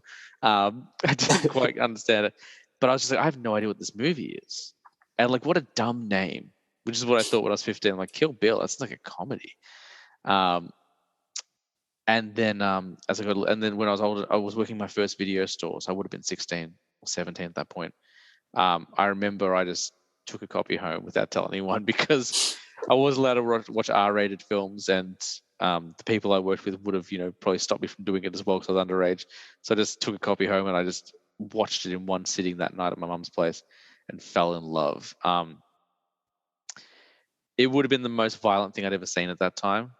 Even though the violence is played up for laughs, it's very comical and is a shout out to those old samurai films where a limb gets cut off and then a hose sprays blood everywhere. Yeah. It was quite gory. And like the thing I forget about Kill Bill Volume 1, and this is not me talking down this film, but even like Tina and I forget about it because we both love this film. At the center of this story is the violent abuse of a woman who is almost murdered and then abused while she's unconscious. Like, and I'm not trying to be a downer here, but like that's how good this movie is. It has the most horrible thing at the center of it, and it doesn't. It's one of those things where you could so easily put people off a movie by putting that in there. Like it's a really controversial story element, and it's one that is often used in exploitative ways or in ways to kind of turn off an audience. And don't get me wrong, it's the most horrible part of that movie, but at the same time, there's so much more to the story than that. It's almost like an afterthought. Like, yes, this horrible thing happened, but just check out how badass she is. Yeah, well, that's right. And, sorry to jump in when you're go for it. talking about one of your faves, but you're right. Like, I always feel a bit queasy at that point in the movie, but I think it speaks to the power of the rest of the film and Uma Thurman, that the film isn't mired down in that, and she takes her autonomy back in the most violent way possible. And we're talking before, or you said, genre never gets any respect. Like Uma Thurman, gives, I would say, the performance of her career in these movies. And that's not to take away from other things she's done. Like, she's done lots of wonderful things, but what an empowering role. Like, it is maybe the most feminist movie. She is the best. Like, she's better than any superhero. Like, she's just complete control of her life. She's more dangerous than the weapons that she holds. She's whip smart and she's funny. But she's a survivalist. Like we talked to give Volume 2 some props. The best moment in that film is when she crawls out of the grave. Like, she's just sitting there and she's punching the coffin, and then they do this whole I want to say 15 to 20 minute flashback of her breaking her knuckles on timber, just so you can see, oh, and this is how she got out of the coffin, and she climbs out, and there's that really epic Ennio Morricone score. The music to these films is obviously flawless. You've got that beautiful pan pipe music when the Hattori Hanzo sword is being created. Yeah, you got the Al Hurt's Green Hornet when she's flying into Japan. Battles Without Honor or Humanity, that song I was talking about before with the guitar, when they I think it's when she enters the House of Blue Leaves. That's that set piece alone is amazing. With Charlie Brown and the crazy 88s, and everything goes in black and white, and she's collecting limbs. And I love the crazy 8. Am I the only one who loves the crazy 88s? It's so good. They're so good. You've got the 5, 6, 7, 8s, the all-girl Japanese surf rock band playing songs in the background. I can't think of when she goes to Osaka, I think it's Osaka for the first time, and she meets Hattori Hanzo, and he's got that servant guy who's just been wisecracking the whole time. He's like, hey, I'm not bald. I shaved my head. You understand me? Um, I know I'm talking a lot about part one. I will get part two, but I adore this film. I think it's just such a perfect film. Perfect cast. Like some of those actors I've never seen give a better performance than they have in this film. Like Bud. I'm trying to think of the actor's name now, and I feel bad for not knowing it. He was also in Reservoir Dogs. It's Michael. Oh man, I sound like an absolute flop over here. Give me a sec. Madsen? Michael Madsen, yeah. Never seen him better than he is in Kill Bill. Yeah. Like, and he's in tons of stuff. That's not to say he's not a good actor, but like he's at his career best in this. You know, you've got David Carradine as Bill in part two. That is inspired casting. And it's like how I remember when I saw when they first revealed him, I was like, Uma Thurman like fell in love with this guy. Yeah. And then you watch him like give his Superman speech, and you watch him like talk about like just you listen to him talk, and you're like, oh, I get it. Like he's like, and I think the reason why I like this so much, I didn't realize at the time, is because the Deadly Viper Assassination Squad, it's kind of a cult. Like it is kind of a cult. Like this old man trains these beautiful young women into become assassins. Part one has that whole animated sequence, the origin of Oren Ishii. And little fun fact, the guys who did that animation sequence also did the music video for Linkin Park's Breaking the Habit. Some of the most heartbreaking cinema I've ever seen. You know, when she's at 7 years old and witnesses the murder of both her parents, and she's underneath the bed and her mother's been stabbed and like the blood's coming through and like hit her in the face.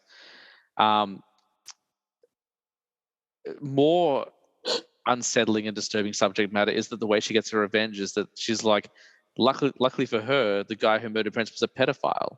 So she was able to like infiltrate the compound and murder him. Like, it's so dark and there's so many horrible things in it, but you never stop and sit with it for too long because it really like sucks you in. Obviously, I love this film. My favorite shot in the entire film in part one is the final showdown in the outside in the snow. And Tina always refers to it as like my O face, because like whenever that scene comes, I'm always like, it's so perfect. Like every time I can't help but comment on it. She rolls her eyes because I've done it like 10, 15 times. Like every time we watch it, I bring it up. But just seeing like Uma Thurman dressed in yellow, blood pouring down her leg, Oren with a slice in her back, just all in white with blood pouring out her back. And you just have like the little fountain tipping back and forth. Do you know, I was literally going to say, do you know what stays with me about that scene? And it's the little fountain that like fills up and then makes a noise as it like tips back. I'll go one step further. I think it's the best shot Quentin Tarantino has ever shot. Yeah. Out of all of his films, it's the one that sticks with me the most. And I'll go even crazier. One of the best shots of all time in all of cinema. It sticks with me. It's when I think of cinema, I always think of that shot. Yeah. The two of them opposite each other in the snow, blood on the snow, and just the little fountain rocking back and forth. Yeah, yeah. I've been talking a lot, and I will go into part two. But did you have stuff you wanted to say? I mean, for me, I think part two, I always forget. Like, if you asked me to name like 5 scenes from part two, I'd be like, the wedding. Yep. The showdown with Michael Madsen at his trailer. Followed by showdown with Elle Driver. Yeah, exactly. The eye. And then the sort of showdown at the end. So I'm like, as you mentioned, like part two does kind of get forgotten a lot. I think part one is so iconic. But this like Kill Bill was something I came to retrospectively. I won't go into too much depth about what got me into Tarantino just yet. Yeah. But like for me, it was just mind blowing to see Uma Thurman. She's a superhero in these movies. You know, like the thing. It was. She's just an incredible character, and I love. There's something about ticking off a list for revenge. It's just going to be a good time. Our top 5 is a little bit different to her top 5, but yeah. One thing we haven't talked about in part 2, and I know we spent a lot of time on part 1. Anything to do with Pai Mei. Oh my God. perfect. Like when he stands on the edge of her sword and does a backflip and kicks her in the face. Yeah. When he calls like an American dog and stuff like that. That's right. He's so racist. It's crazy. Yeah. He hates. Does he hate the Japanese? Or he hates the Chinese? Yeah, something like that. But like his little bowls of rice, and she can't eat it with the chopsticks, so he like tips it on the floor. He's like, if you can't eat properly, then you can eat like a dog. Yeah. Yeah. Another brilliant character. Like, and like you're not supposed to like him. No, and like a character that could only come from the brain of Tarantino. It's an amalgamation of every, and not just an amalgamation, but like an exaggeration of every archetype in the sort of those like the Japanese samurai films that he obviously loves. Like the theatrical like stroking of the mustache and those kinds of things that just sound stupid on paper, but they just work perfectly in this film. And then you've got like that weird.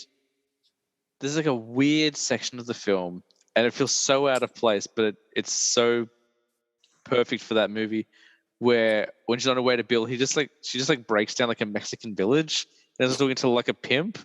Yeah, and that's like right. there's like all these like hookers walking around. Yeah. He's trying to find out how to get to Bill, and it's like I couldn't tell you now how he knew Bill. Like I'm sure like they say it clearly in the film, but like I always forget. I'm just because that's Michael Parks. So the guy who plays the pimp in part 2 is also the sheriff from part 1. Where he's like, well, son number 1, we got a little blood spattered angel. Like it's the same guy, just in different makeup. I feel like that scene is less about what he says and more about the way he says it and his like cigarette thing that he's smoking. Yeah. Has there? I mean, this is a really random sort of hypothetical question, but like, has there ever been a director who can capture like textures more than Tarantino? Like the texture of like that guy smoking a cigarette that's attached to like the little cigarette holder thing they smoked in the old-fashioned days. Like he just focuses on the guy like just kind of slightly biting down on it when he smokes it, and like the beer in Django, if you recall that. Like he could just capture textures of things so well. It's an absolute masterpiece, and that's not me taking away anything from his other films. Like I love all of his movies, but Kill Bill's is something different. Like, I'd never seen anything like it before. It was the first movie I showed my sister when she turned 18. Like she turned 18 and she's now a film lover as well. And she was like, well, I'm 18, so what should I watch? And I was like, oh, we're going to watch Kill Bill. Like that's what we're going to get into. My brother, with the three of us, like my brother, sister, and I, and Tina sat down and watched Kill Bill 1 and 2 back to back. It's like 4 hours of like bloodthirsty revenge. And it was a real family bonding experience. I'll give you points. Can you name the fighting technique that she uses to disarm Bill at the end? Oh, it's like it's the. Is it like it's the 5 point is it 5 exploding, points? It's the 5 point exploding palm technique or something like that. Yeah, I think that's it. Yeah, 5 point exploding palm, something like that. And I remember the first time I saw it, I thought it was really anticlimactic because I was too young to understand. Yeah. But like every time I watch it, like it's so heartbreaking because you're like, she loves him. Like even after everything he put her through, like she loves him, and the only way to get her life back and to have her daughter come back is to kill him. And it's so like, I remember when I watched it, I'm like, well, I guess if that happened to me, I'd just get into a wheelchair and hopefully like I'd never take the steps. Yeah. Yeah, why didn't Bill think of that? But I love that that's something he was never able to master. And you show like there's that thing, like there's that scene where like it's almost like an homage to Karate Kid, where like it's the sunset and she and Pai Mei do this thing, and you're like, why do they spend so much time on this? And then they're literally showing us the thing Bill just told us about. Like we're looking at it happening. Yeah, it's a solid flick. Like I love it. It's always been in my top 5 since I've seen it. It's one of the 2 that stuck around. But I don't know how much more I can say about it before people get bored of it. No. But the last thing I'll say is, Tarantino gets accused a lot of stealing.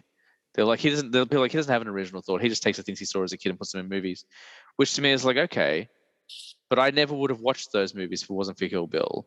I would never have gone back to those old World War II films if it wasn't for Inglourious Bastards. So like, isn't that kind of the point? Like now people are expressing more interest in old Hollywood because of Once Upon a Time in Hollywood. Yes. Like, it's like he can just be the gateway, and he's telling these stories in more interesting ways, or at least more. You're talking about modern storytelling before. He's making it, I suppose, more appetizing to modern audiences.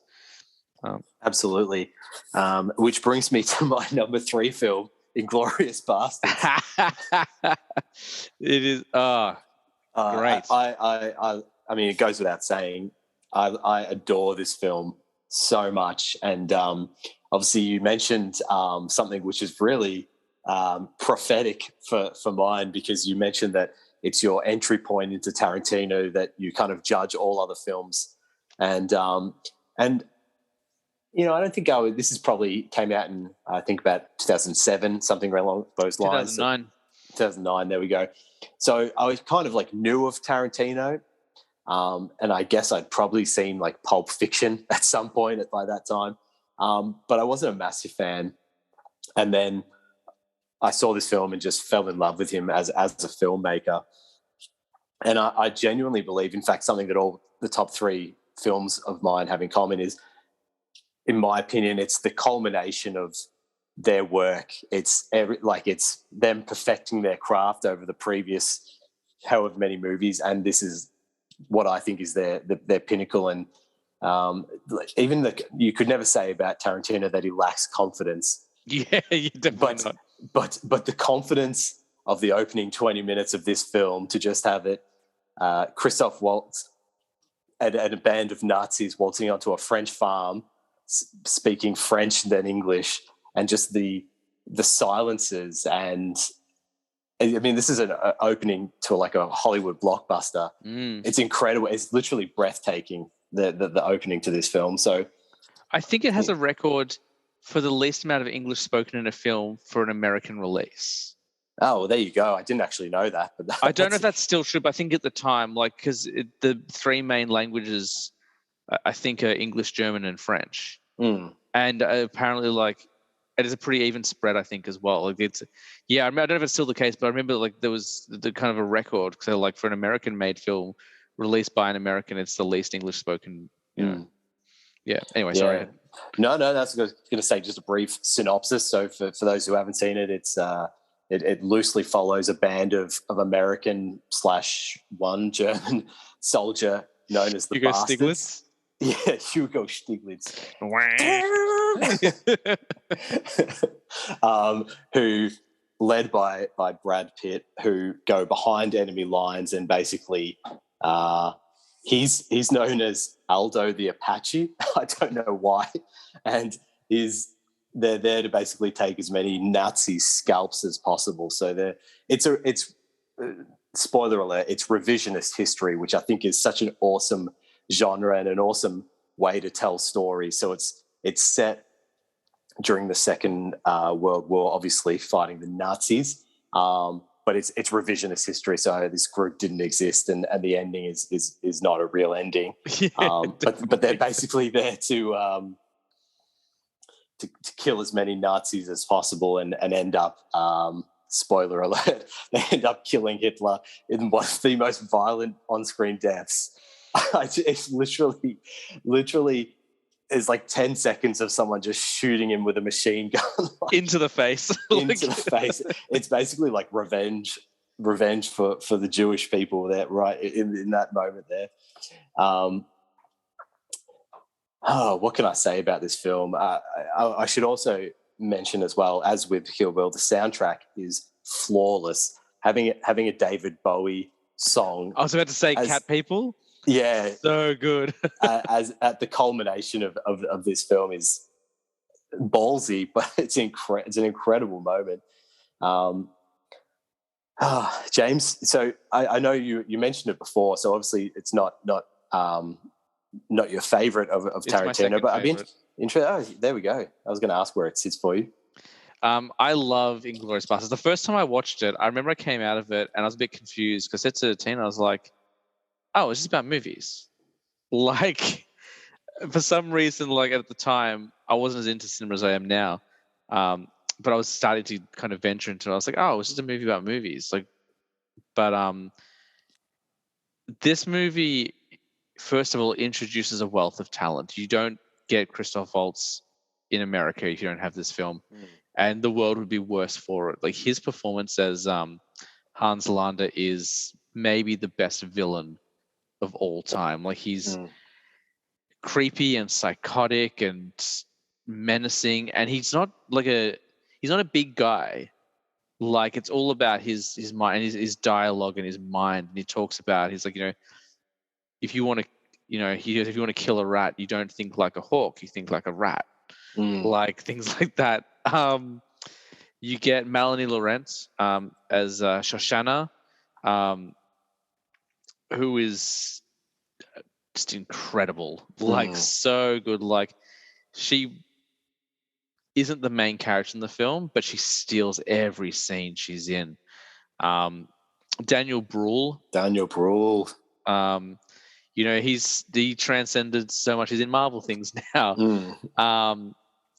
He's amazing. Like, it's so weird because what you see in this film is Nazis from the Nazis' point of view, and most of them are kids, and like they're just, and I'm just gonna huge disclaimer, like, I am not supporting their actions, but you're like, I'm just trying to do what's right for my country the way I've been told. They're brainwashed, like they've been, they've been exposed to all this propaganda and stuff. And he's like kind of considered a war hero because of what he did. And they make a movie about him where he stars as himself. Like, yeah, that's right. And he's obsessed with. And he doesn't understand why Shoshana would not find him a desirable partner. Yeah, exactly. I think this is Brad Pitt's best performance in something. Like, he's so charismatic and funny. Like, when they go into the movie premiere and he's like, "Buongiorno." This movie introduced me to Eli Roth. I think I had seen Hostel by this point, but to see him as an actor, and he goes by the name of the Bear Jew, where he just beats in Nazis' heads with a baseball bat. And also shout out to BJ Novak, one of the bastards. Also, Ryan from The Office. Yeah, absolutely. Ryan the Temp. The hottest in the office, I think they called him. That's right. You get Mike Myers as a British colonel. That's right. Yep. He was meant to be played by Adam Sandler, and at a certain point, but that was the rumor anyway. Adam Sandler had to drop out for whatever reason, play to make Jack and Jill or something. And Mike Myers came in, and he's almost unrecognizable. But it's just like a great little moment, like, hey, that's Mike Myers in a war movie. Yeah, and I love the fact that Tarantino can make films that are almost like, I mean, you've probably got there's probably a good way to describe these films. I don't know the terminology, but they're almost like prog rock, where they don't, it's not like this. So, for example, Michael Fassbender enters this film at about the halfway mark and exits it about 25 minutes later. It's I love that. I love the way he just happy to introduce a character that's not going to be in there for the whole time, plays a pretty integral part of the film, and then it's just spoilers killed off. And that's kind of the beginning of his rise. Like, before Inglourious Basterds, Fassbender hadn't done much that people had known. He'd done a lot of kind of British TV movies and stuff like that. He'd made a little horror film called Eden Lake, which is amazing. But he hadn't done too much. And then after Inglourious Basterds, he really started to get a lot more. I think Shame came next. That scene that you're talking about, where in the underground bunker or the bar downstairs, is one of the most tense scenes in any film. That is incredible. Well, I was thinking about this as a measure. Is most movies are lucky if they can have an iconic scene, but I'd argue that there's at least 3 or 4 in this. I think that the opening scene set on the farm is just iconic at this point. I think that the scene in the bar cellar, absolutely iconic. One of my all-time favorite lines. So Michael Fassbender plays a British soldier, but because he's spent some time in Germany before the war, they send him in there under the guise of a German officer, and he gets found out because he holds up the German 3. He's the three British 3 instead of fingers. the German 3. Yeah, whereas the German 3 is like 2 fingers and a thumb, and he gets found out. And just before they all start shooting each other, he's been speaking German previously, and he says, "If you don't mind, I'm going to go out speaking the Kings." Yes, so good. My favorite line. And I would also say the interrogation of Diane Kruger. So she plays a German actress who's on the side Bridget of the von British. Hammersmark. Yes, and she loses a shoe in that shootout, which is found by Landa, and he interrogates her, and it is such a. You can see she's trying to sort of talk her way out of this interrogation, and he just gets her to pop her foot on his lap and puts the shoe on that he found at the shootout, and then it's so violent he just strangles her. And you know who strangles her, right? That's Quentin Tarantino's hands. Oh, is it really? No, I did not know. Because I'm not surprised though. They couldn't get the intensity for the scene, so like he did it, and apparently it was pretty scary because like he just went for it. Oh yeah. I would add Shoshana at the lunch table is one of the most iconic scenes in that film. Yes. Where she's with a strudel. Yes, it's not terrible. Yeah. Yeah. And don't forget that clem. Yeah. That's a bingo. Yeah. And I also think the phrase "buongiorno" is something I say quite often, but that's another iconic scene. I think is the showdown between Brad Pitt and Christoph Waltz at the end as well. But and a shout out to the dairy farmers of France doing great work. But yeah, as I said, I think this is in terms of Project Tarantino, this is the pinnacle. I think it's him at the height of his powers. It feels like a movie. It feels like a movie that he's in complete control of and is like a singular vision, which I think is always going to make a film really special. So I don't know if there's much more I can say about it. A strong recommendation if you're listening and you haven't seen Inglourious Bastards. I would say that one of the most underrated performances in this film, one that I never really hear people talk about because there are so many wonderful performances, is the guy who plays the French dairy farmer. Like his performance, like you open this film with 2 actors that no one knows.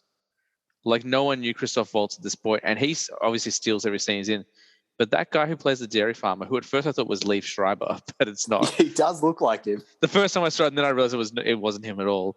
His name is Denis Menochet, but I'm assuming that's Denis Menochet. Yeah. Hey, very Parisian of you. This absolute sadness and guilt he portrays, like when he gives up the Jewish, family he has under his floorboards, like, is better than anything I can think of off the top of my head right now. It's just this is the weight of giving, kind of betraying these people he vowed to help and stuff like that. Really strong opening, and as you mentioned, going in a language that's not English in a major American film and spending so much time, the first 20 minutes, just speaking in French and German is bold. It is a really bold choice, and it's incredible that it worked as well as it did. But it's a perfect film. I can't fault it. There's nothing in that film I would change. Yeah, I agree. I mean, it's paced perfectly. I can't think of any times in that film where I would actively pick up my phone because you're just a little less engaged. It moves very quickly. Yeah, absolutely. Yeah, it's a great film, and like every film we talked about now, I'm like, I want to get back and watch that. Yeah, I know. This is the hard thing. Is like you need to do this before you have like a 2-week holiday, so you just watch them all. Nice one. Well, my number 3 is a film that didn't make my list last time, but was in my honorable mentions. But since it's climbed its way up, because I watch it every year without fail, and it's Back to the Future. Classic. Like it's the first. I think it's the first film that I became aware of sequels for, because I watched it as a kid, and then like we just get like all three on VHS from the video store, and part one doesn't have the tease other than like, we gotta go get your kids, Marty. But like part two has a trailer for part three at the end of it and stuff like that. It holds up so unbelievably well. Like that is a movie that's almost 40 years old, and like it's so like quintessentially 80s, but it's never silly or I'm not silly. I don't mean, it is silly, but like intentionally silly. It never feels outdated. It never feels like out of style. The jokes like all land. Michael J. Fox is perfect as Marty McFly. The actress who plays his girlfriend, I can't remember her name now off the top of my head. It's not Elizabeth Shue. She replaces her in 2 and 3. She's great in it for the scenes she's in. Fantastic. She is just a beautiful person. She dropped out of 2 and 3 because her mother was sick. That's why Elizabeth Shue stepped in. That's a shame. Yeah. You got Crispin Glover as George McFly, who's wonderful. His mum, oh my goodness, I've forgotten her name now. But she's gone on to be a director, and it's begins with an L. Lorraine. No, Lorraine's the mum's name. Back to the Future. Sorry, while you're looking that up, Leah Thompson. Leah Thompson. The rise of Zemeckis, Robert Zemeckis. I mean, he goes under the radar, but he's one of the better directors I think we've had over the last 40 years. Like Forrest Gump, Castaway, Back to the Future, Flight, I think he did as well. So he's still making films these days, which is still pretty good. The score is incredible. Like when you think about the 80s, I think everyone thinks John Williams. Like John Williams, kind of is the king, and he absolutely is. But Alan Silvestri is like like immediately, just like is like really like exactly what you're in for with this film. I haven't even said his name yet, but Christopher Lloyd, obviously, as Doc Brown, is just a powerhouse performance. Like the only thing that maybe suffers a little bit with age is the makeup, but it's not even that bad. Like because you just buy into it. Yeah. It's just fun. Yeah. Like it's so fun. So many iconic pop culture moments, like him. Right. Like I'd never forget the first time I saw him like grabbing onto the back of the truck and skateboarding. Yeah. Like him playing Chuck Berry on guitar. Yeah, and he's like very obviously not him singing, but it doesn't matter. Like, right. Where do you stand on the weird relationship with his mother? Yeah, I think the movie wouldn't be without it. Be what it is without it. I agree. I think you need it. Charmingly incestual. Because here's my thing. Like, I don't. Like, obviously, yes. Like, if anything happened, it would absolutely be incestual.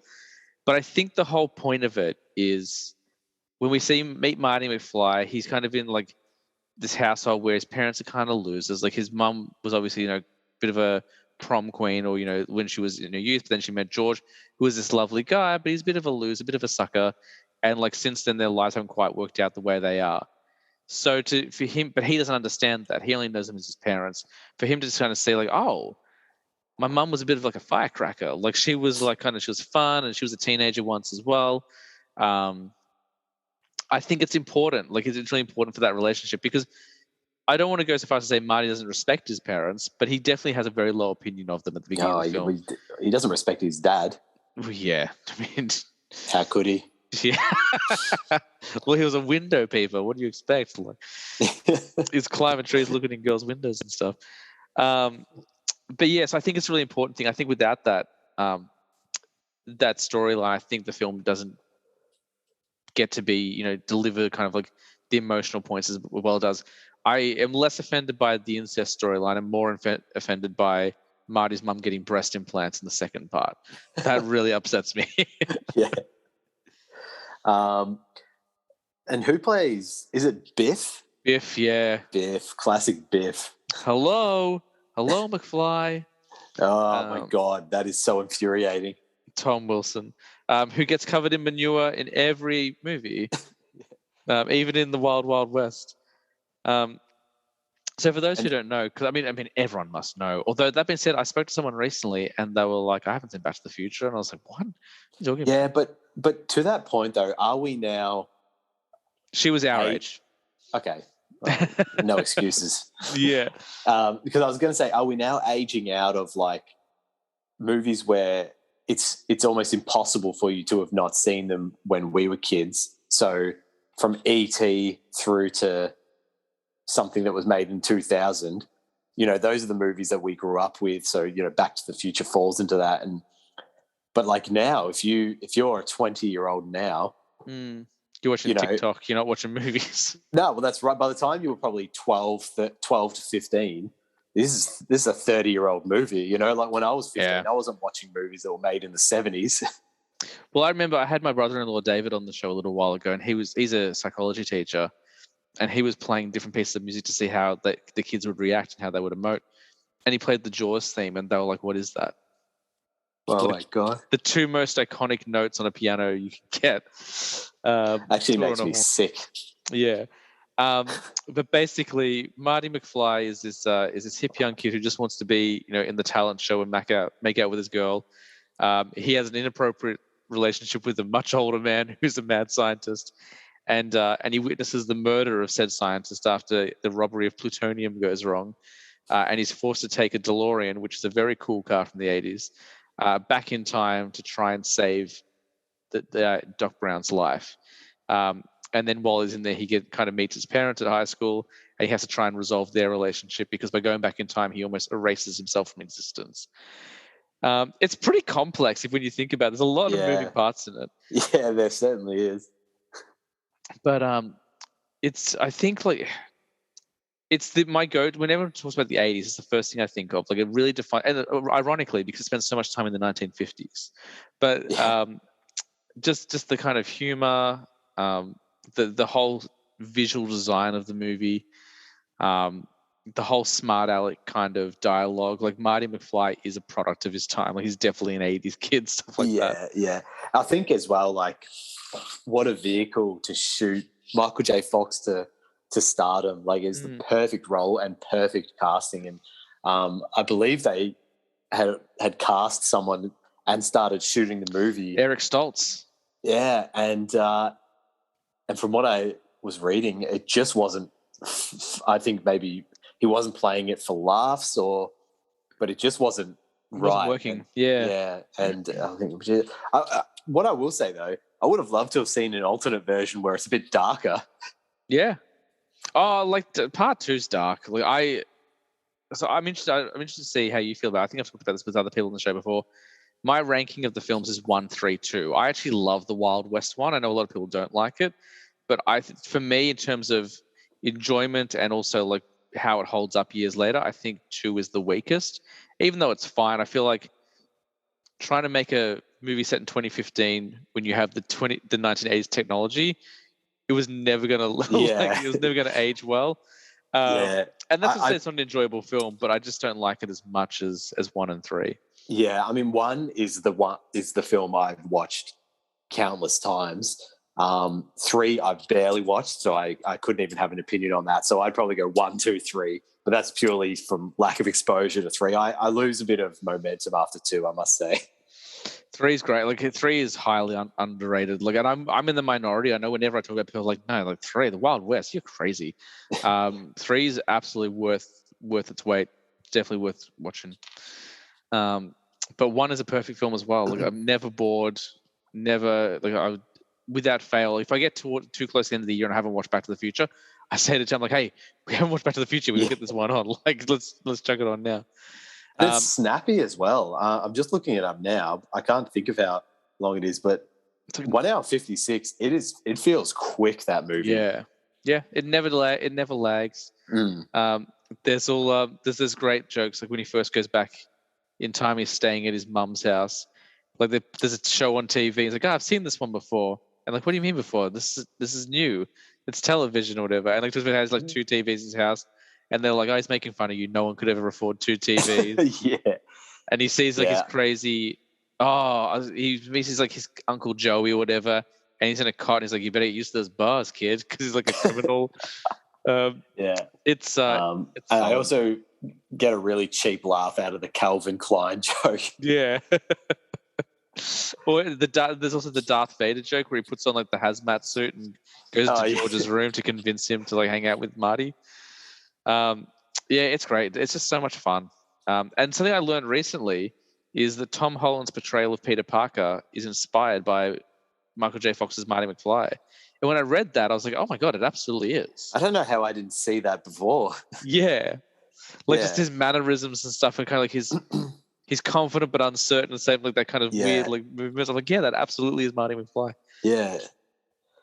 I think that's probably all I can say about it. I mean, I could go on forever, but like, most people should have seen this. If you haven't, like, you're doing yourself a disservice by not watching it. It's so much fun. It's an essential part of the pop culture experience, I think, for our generation. Like, I think if you are one of the few people who hasn't seen Back to the Future, you'd be shocked at how many things you know from the movie, like from other references. Yeah, absolutely. But as it holds up, it doesn't feel old. Like some films from that era and earlier could like feel like they've aged. This does not. Like it plays so well. And Huey Lewis in the News. Power of Love, great song. Yeah. Back in Time, not about time travel. I remember like when I heard that, I'm like, oh well, yeah, because Back to the Future is time travel. That song is not about time travel. It's about getting back in time for dinner or something. Like, are there two Huey Lewis songs in that? Yeah, both of the Power of Love and Back in Time. Yeah. And he plays also the judge who's doing the auditions for the talent show. Yeah. Sports. That was his album. Sports. Oh, I wouldn't be able to. I can neither confirm nor deny, so I'll take your word for it. Yeah, but just imagine calling an album Sports. Classic Huey Lewis. I'm going to listen to that tomorrow. You won't be disappointed. What a great choice, man. Congratulations on that choice. Thanks. I'll wear that one proudly. My number 2 is Back to the Future. No, I'm joking. Wait, is it? No, it's not. No, it's a joke. But great choice, though. All right, shall I move on? Yeah, let's see number 2.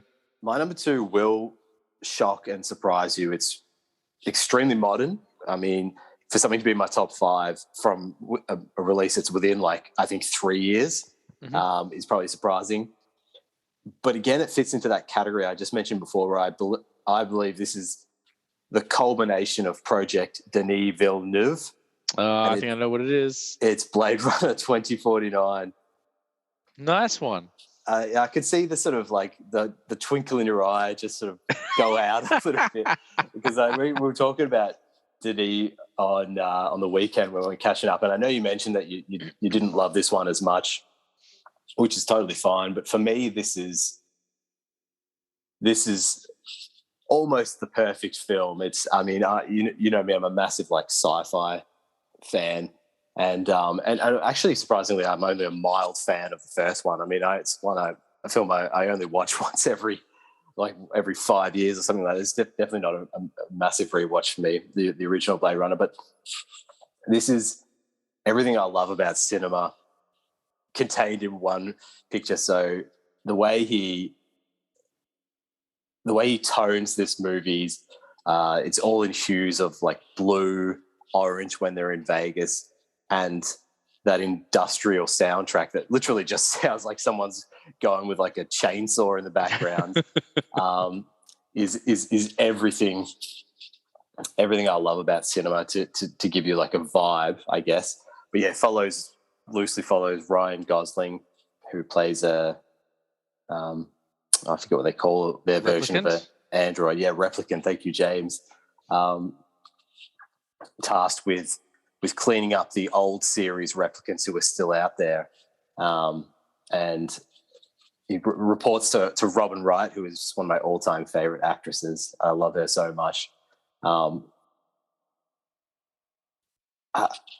sort of like at a loss for words on how to describe this film. It's I guess it's like sci-fi mixed with like I don't know. It's almost art house, I would say. Like, Well, the original, and I've only seen the first one a handful of times. It's kind of like a sci-fi noir detective story. Yeah.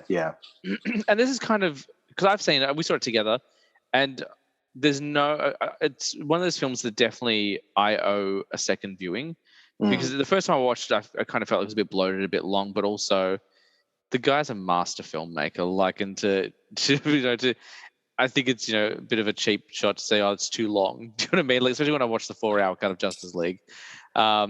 It's visually gorgeous. Like, it just looks incredible. The cast is great as well. Like, you got Dave Bautista in there. Obviously, Harrison Ford shows up. That's not a spoiler. Anna de Armas, I'd throw her up there with Florence and Anya as well. Like, one of the great. She's incredible. And the Goz, he's all over it. Of course, Ryan Gosling. And I was a little bit skeptical about the rise of Gosling, and particularly when I saw that he was going to be in this, it didn't feel right to me. Like, it didn't feel like a good match for him to be sort of carrying this franchise further. I couldn't think of many actors further away from Harrison Ford in style and sort of their performances than Ryan Gosling. But I'm happy to admit that I was wrong about that. Like, I always thought Ryan Gosling would have been a great Aquaman. If they were going to go traditional blonde-haired hunk, he would have definitely knocked it out of the park. But he, like, I mean, some would say it's a comment on his acting, but I actually think the way that he plays the sort of flat effect or affect of the replicants, some would say it's a bit wooden. I actually think it's like a really great performance by him, because there's the depth of like wanting the emotion that humans can experience, and the tragedy of the fact that the film kind of leads you to believe that he might be this chosen child. So the child of Decker, Harrison Ford's character, and a replicant. Oh, I can't think of her name. In the first one, was it Sean Young's character? Yeah. Because I think she returned for Blade Runner. I will look it up while you keep talking about Blade Runner. Yeah. And so the film leads you to believe that it's that he is the chosen one. Rachel? Yes. Yeah. And then the sort of twist at the end is that all replicants are kind of implanted with with memories, and the person who creates these memories for them is the actual child of Rachel and Decker. Oh my God, mind blowing. I don't remember any of this. Oh, really? Okay. Yeah. Well, it's definitely worth. You're definitely you're selling me on it in a way and I've seen the film, but you're selling me on a rewatch. Absolutely. Do you remember like the wooden horse toy thing? It's like kind of vaguely. And was this Jared Leto's character? The blind was that who it is? The blind Jared Leto? No. So Jared Leto he's sort of like taken over something industries. I should know the name of what it is. Oh, I can't. Yeah, whoever makes the replicants. So he's sort of taken over creating them, and so he's basically creating an army of these replicants and sending them off world to sort of like mining colonies and those kinds of things. It's going to really annoy me that I don't know the name of that company. The reason why is because it's an Easter egg in Alien Covenant. Oh, is it? As in they're in this shared universe. Tyrell Corp? Tyrell. Yeah, that's it. Yep. I'm here to help. It's a masterpiece. I genuinely believe that. I think that when I think of like the pinnacle of cinema, I think of that scene in Las Vegas, to be honest. Like when he's in the building and Harrison Ford is revealed? Is that?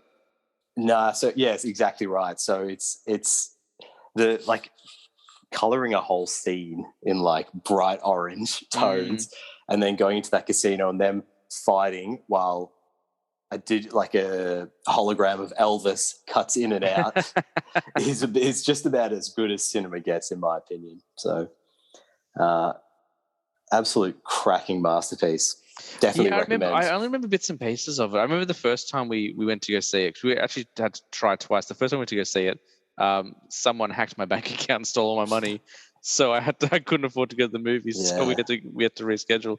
I remember Dave Bautista like in a garden, like with like always like, at the start, and I remember obviously the casino scene, and there's a point where Ryan Gosling and Decker are in the car, and they get into the water and starts flooding. And that's about all I remember from the entire movie. So it's definitely worth a second viewing. Yeah, definitely. Well, I mean, I'll try not to reveal any more spoilers. I don't mind, because you're selling me on it in a way that I missed the first time. So yeah, I mean, I don't know. Probably don't have too much more to expound upon. Blade Runner 2049 would just definitely recommend watching. And I also don't think you need to watch the original Blade Runner. I mean, it's going to help build some context so you understand the world that it's set in, but I don't think it's essential viewing. And to be honest, for a casual sci-fi fan, I would recommend not watching it, because I don't think you get through it and get to this film. Yeah, the first one's a much tougher watch. Like, it's this cult classic and this cult favorite, but it is a tough sit. Like, and that's not that it's a bad film. It is the Tinker Tailor Soldier Spy of sci-fi films, where it really is. It's a bit dry. It just takes a little while to get there, you know. So, and also it's got such an exciting name for a movie. Like, you're like, Blade Runner, this is going to be so action packed, and it's not that at all. Yeah, and I think I don't think I ever got over my initial disappointment of when you hear about Blade Runner, and no one ever hears about Blade Runner before they've seen Star Wars, and so it's like, yeah, Star Wars, Han Solo, and what, Blade Runner? That sounds like futuristic and sci-fi.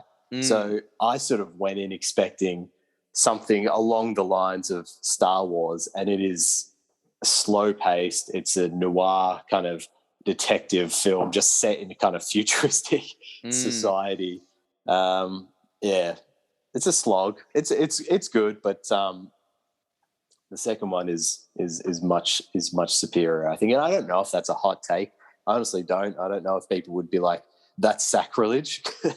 Some people would, but I think a lot of people are in agreement with you. It seems like a lot of people have kind of come under the same viewpoint, where it's like, look, we love Ridley Scott. Ridley Scott did the first one, didn't he? Yeah, he did. Yeah, like, we love Ridley Scott, but Denis Villeneuve was like, he loved that movie as a fan first, so he knew, like, he's been writing this sequel for years. Like, yeah, he knows where the story goes next as a fan. So look, it's a gorgeous film, and it's definitely going to get a rewatch out of me now. You've spun me around on it, so the job done.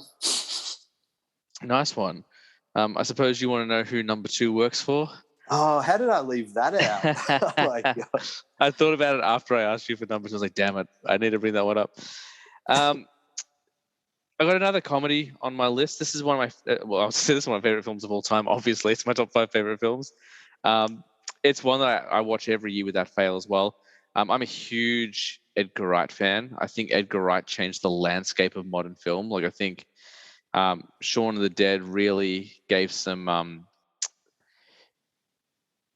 It kind of gave the idea of horror comedy a bit more of a platform to stand on. Like, a lot of horror comedy is kind of considered a B movie, kind of mindless, just kind of there. And he really put a lot of intelligence into that storytelling while being very, very funny. That being said, Shaun of the Dead is not on my list. It's Hot Fuzz. Classic. Hot Fuzz to me is a perfect film. From start to finish, everything's plotted out meticulously. You've got those great smash cuts on the most mundane things ever, like flushing toilets and tying shoes, and, you know, using the train to show passing of time, and like the cell phone signal dropping.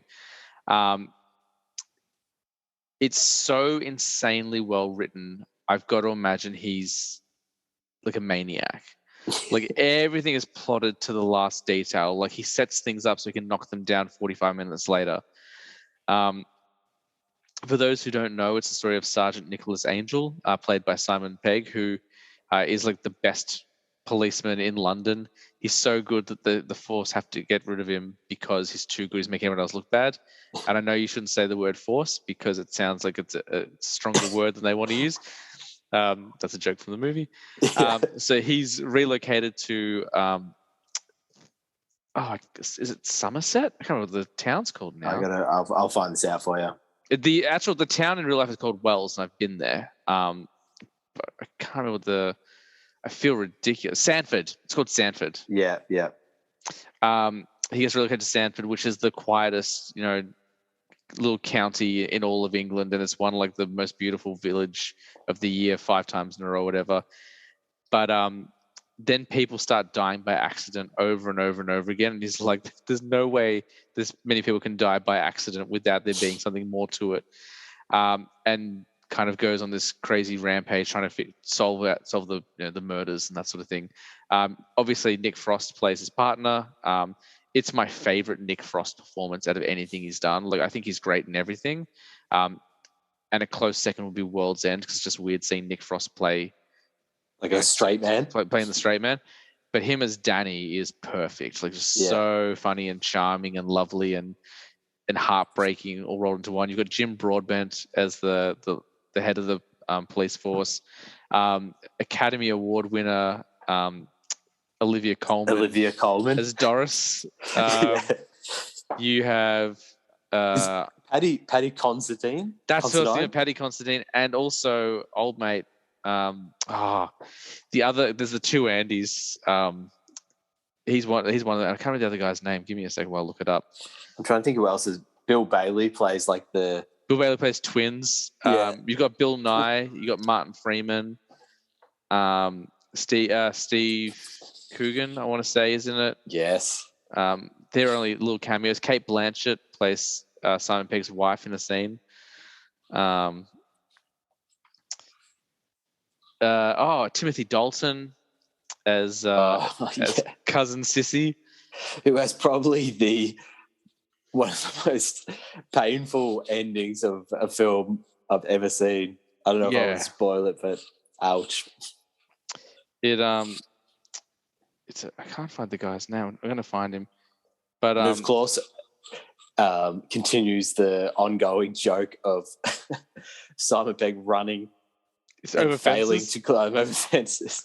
Well, in this one, he leaps over them with ease, but Danny just crashes through them. Oh, yeah, that's right. That's right. It was Rafe Spall, who was the other Andy, who's been in a lot of things since. You've got Filch. I can't remember the actor's name, but Filch plays the guy who has the weapons locked up and the sea mine. And Steve Merchant, the owner of the Goose.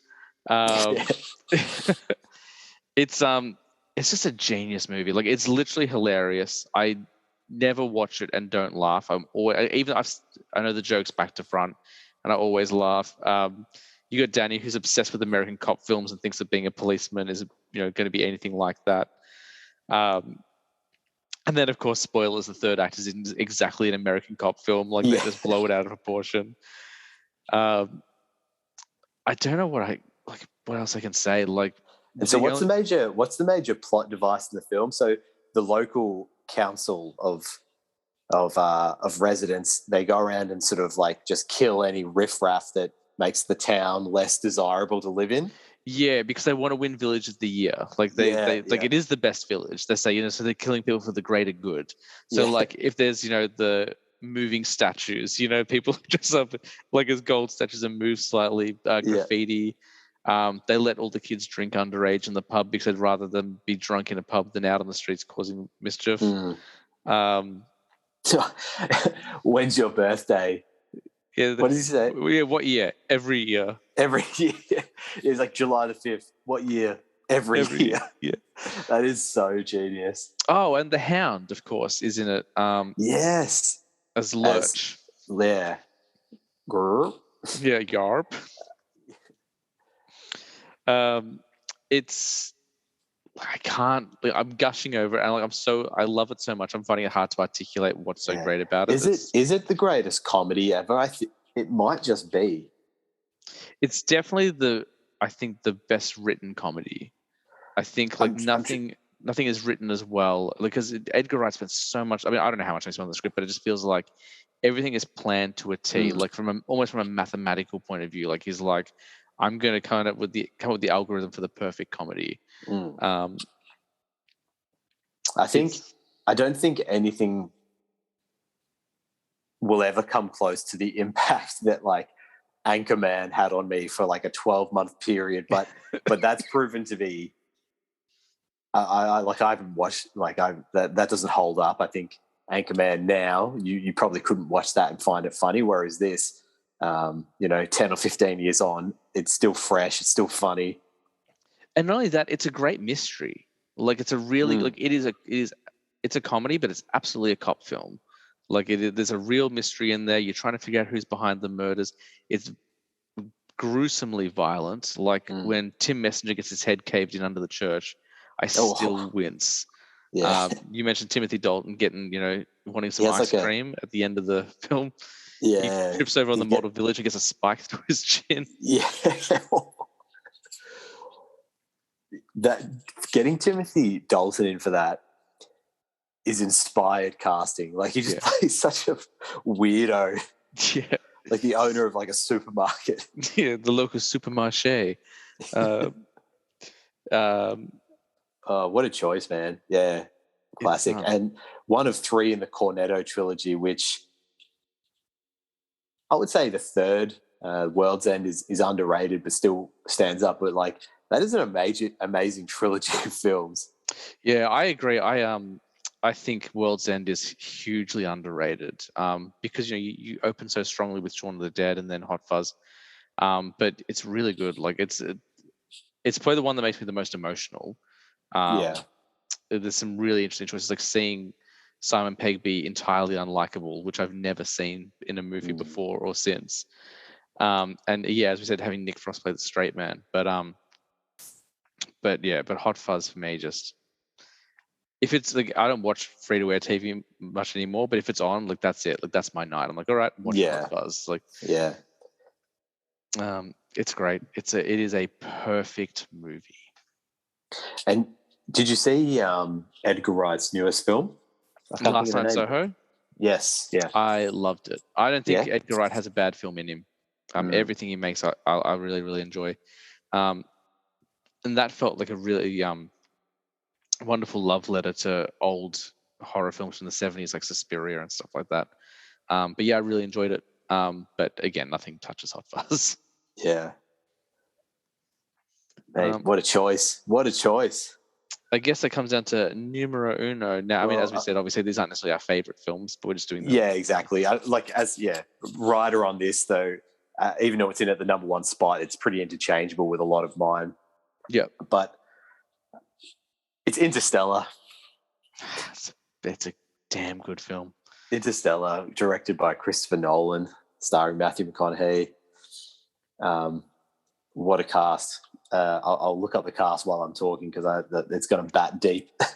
But basically follows McConaughey, who was an ex Air Force pilot. So planet Earth is essentially dying. So the human race can't really grow any new food. Spoiler alert, it's sci-fi. I am a nerd. And basically the human race is living on borrowed time, and they have to send out these missions to likely planets to see if anyone can, and there's going to be a planet that's suitable for human life to continue on. And so, spoilers, it gets trippy towards the end. It's his most Kubrickian film by a long shot. But sorry, I was going to go through the cast. So McConaughey, Anne Hathaway, Jessica Chastain, Mackenzie Foy, John Lithgow, Chalamet's in it as his son. Oh, I didn't realize that. I haven't watched it in a few years, but yeah. Yeah. Michael Caine's got to be in it, right? Michael Caine, as he is with every Nolan film. Wes Bentley. Oh. Do you know who he is? I know he was in the Hunger Games with some really crazy facial hair. Yeah, he was the game designer maker guy. I don't know what they call it in that. Isn't Matt Damon in this film as well? Well, spoilers, he certainly is. So he just I didn't say what his role is. I just said he's in it. So basically there's a wormhole has opened up not too far from Earth, So I think a couple of years travel, which I guess is relatively short in the scheme of things. And so they can go through this wormhole and find other planets which may be livable. And so there was an advanced team sent through a few years prior, and they're getting a beacon from a couple of these different worlds to say that, you know, the signs are looking good for human life. So they go and go through this team led by McConaughey. It's got Anne Hathaway in it, who's also really great in this film. They go through this wormhole and try and locate these sort of like lone astronauts who have made this lonely journey through space to these planets. And yes, Matt Damon does turn up just out of nowhere, actually. Spoilers, it turns out the wormhole was put there by a future generation of humans who have mastered time travel. And McConaughey ends up in this weird fourth dimension of time where he can communicate to his daughter using gravity. It is trippy. It is a trip. It's not for the faint-hearted, so be ready for your brain to explode towards the end of this film. But like the other two in the top three, again, I think this is the culmination of Project Nolan. So starting with Memento and the Batman trilogy and Inception, it really felt like it was building up to this being his masterpiece and his most ambitious project. What can I say? It's a masterpiece. I think McConaughey's great in there. Like, there's a scene which brings me to tears every time I see it. And I think it just shows what a great actor Matthew McConaughey is, where when he leaves planet Earth, his kids are children. And he can receive video messages from them every now and then when they're on the journey. And they go down to a planet which has, because of its proximity to the wormhole and time dilation, every hour they spend on this planet is going to be like 3 years or something like that. And something goes awry on this planet, which strands them there for a bit longer than they planned to be there. And he gets back to the ship, and it's only been an hour or two for them. And he gets these video messages coming through, and it's like 30 years later for his children. And the emotion that he displays as he's kind of laughing because he gets to see his kids again, but then it turns to tears as like they are adults now and probably older than he is. It's pretty incredible. It really is. It's one of those films where I know that a common criticism of Nolan is that, you know, he's very devoid of emotion with his storytelling. But Interstellar is beautiful. I cried so much in that film. Like, that ending is trippy, but I think it's really ambitious and wonderful and exciting and creative. Like, again, like people saying he's kind of devoid of creativity. He's very, like, you know, serious and clinical. Like, this film proves that wrong time and time again. The hand, you know, is coming through the spaceship at the start, setting that up 2.5 hours before it gets paid off. And I won't spoil it in case, you know, people haven't seen it, but like, just a great little moment. Like, yeah. It's a wonderful movie. I put it off for so long because it was a long film, but it was absolutely worth every minute. Like, he doesn't waste a second in that film. Yeah. And I think shout out to Hans Zimmer for what is my favorite soundtrack. It's a really, for sci-fi films, I think the sort of standard soundtrack is quite digital in nature, which is great. I think that pays off I just mentioned the soundtrack in Blade Runner, which is wonderful. But this is a real analog soundtrack. You got a lot of like the standard Hans Zimmer, like ticking clock kind of sounds, but it's heavily organ based, which I think is the perfect choice to accompany a lonely space journey, just organ notes trailing off. And a special shout out to the two tracks. I listen to the soundtrack quite often while I'm working. Mountains, which is the scene when they're on one of the planets that they go to, and these mountainous waves come along, and the track Coward, which... Is that the ice planet? Yeah, it is. Yeah.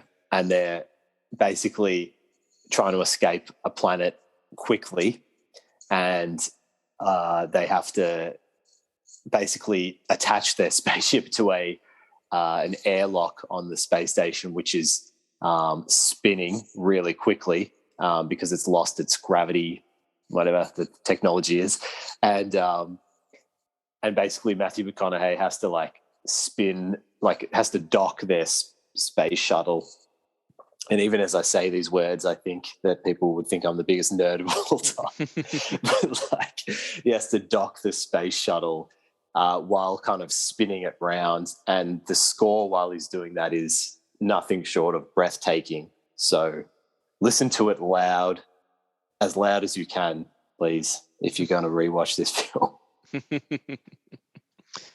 I haven't seen it in a couple of years, so my memory is a little bit, I guess, fuzzy. So I don't want to talk uninformed, but it is his best movie. It's his best film. Yeah, and I think he's subjective, so it's my opinion. I do think he's the master filmmaker of my movie watching generation. I think people in the sort of 70s and 80s had Spielberg. Not to say that he hasn't made amazing films in like every decade, but in the 90s and early 2000s, like Martin Scorsese, and I know I'm generalizing, but I think in the last 15 years, he's, in my opinion, the master of the form, and has put out the best and most original ideas. Definitely one of the most ambitious, like really like pushing boundaries with storytelling and cinema. Yeah, so that's it. I could talk about that film all day. It is one of the great pleasures in my life when I encounter someone who's seen that film, loves it, and wants to talk about minute details in it, because I think that while some people tear up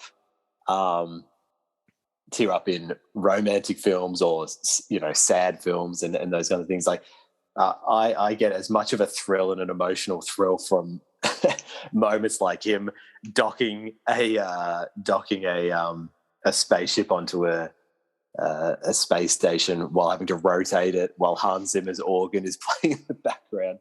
That's about as good as it gets for me. It's a solid pick, and I think that was on your list last time as well, if I remember correctly. Yeah, it's a strong film. My last one was also on the list last time as well. It might seem a little bit anticlimactic to a lot of people because I think a lot of people may not have heard of it. But my last movie, my number one film, is Clerks. It's an indie comedy directed in 1993 by a young man at the time named Kevin Smith, who grew up in New Jersey. He'd never made a film before, but he just wanted to give it a go.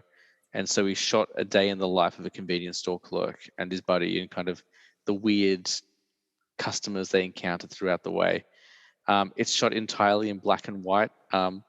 Not an artistic choice. It was a budgetary choice. It was just cheaper to shoot in black and white because they didn't have to worry about setting up the lights, because they shot in a real convenience store. It wasn't like on a set.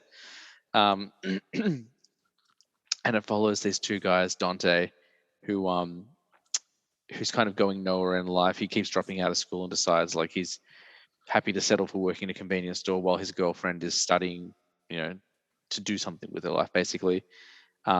And then his buddy who works next door in the video store, who also has no ambitions. They just kind of want to, breathe through life, eat snacks, and make fun of customers and stuff like that.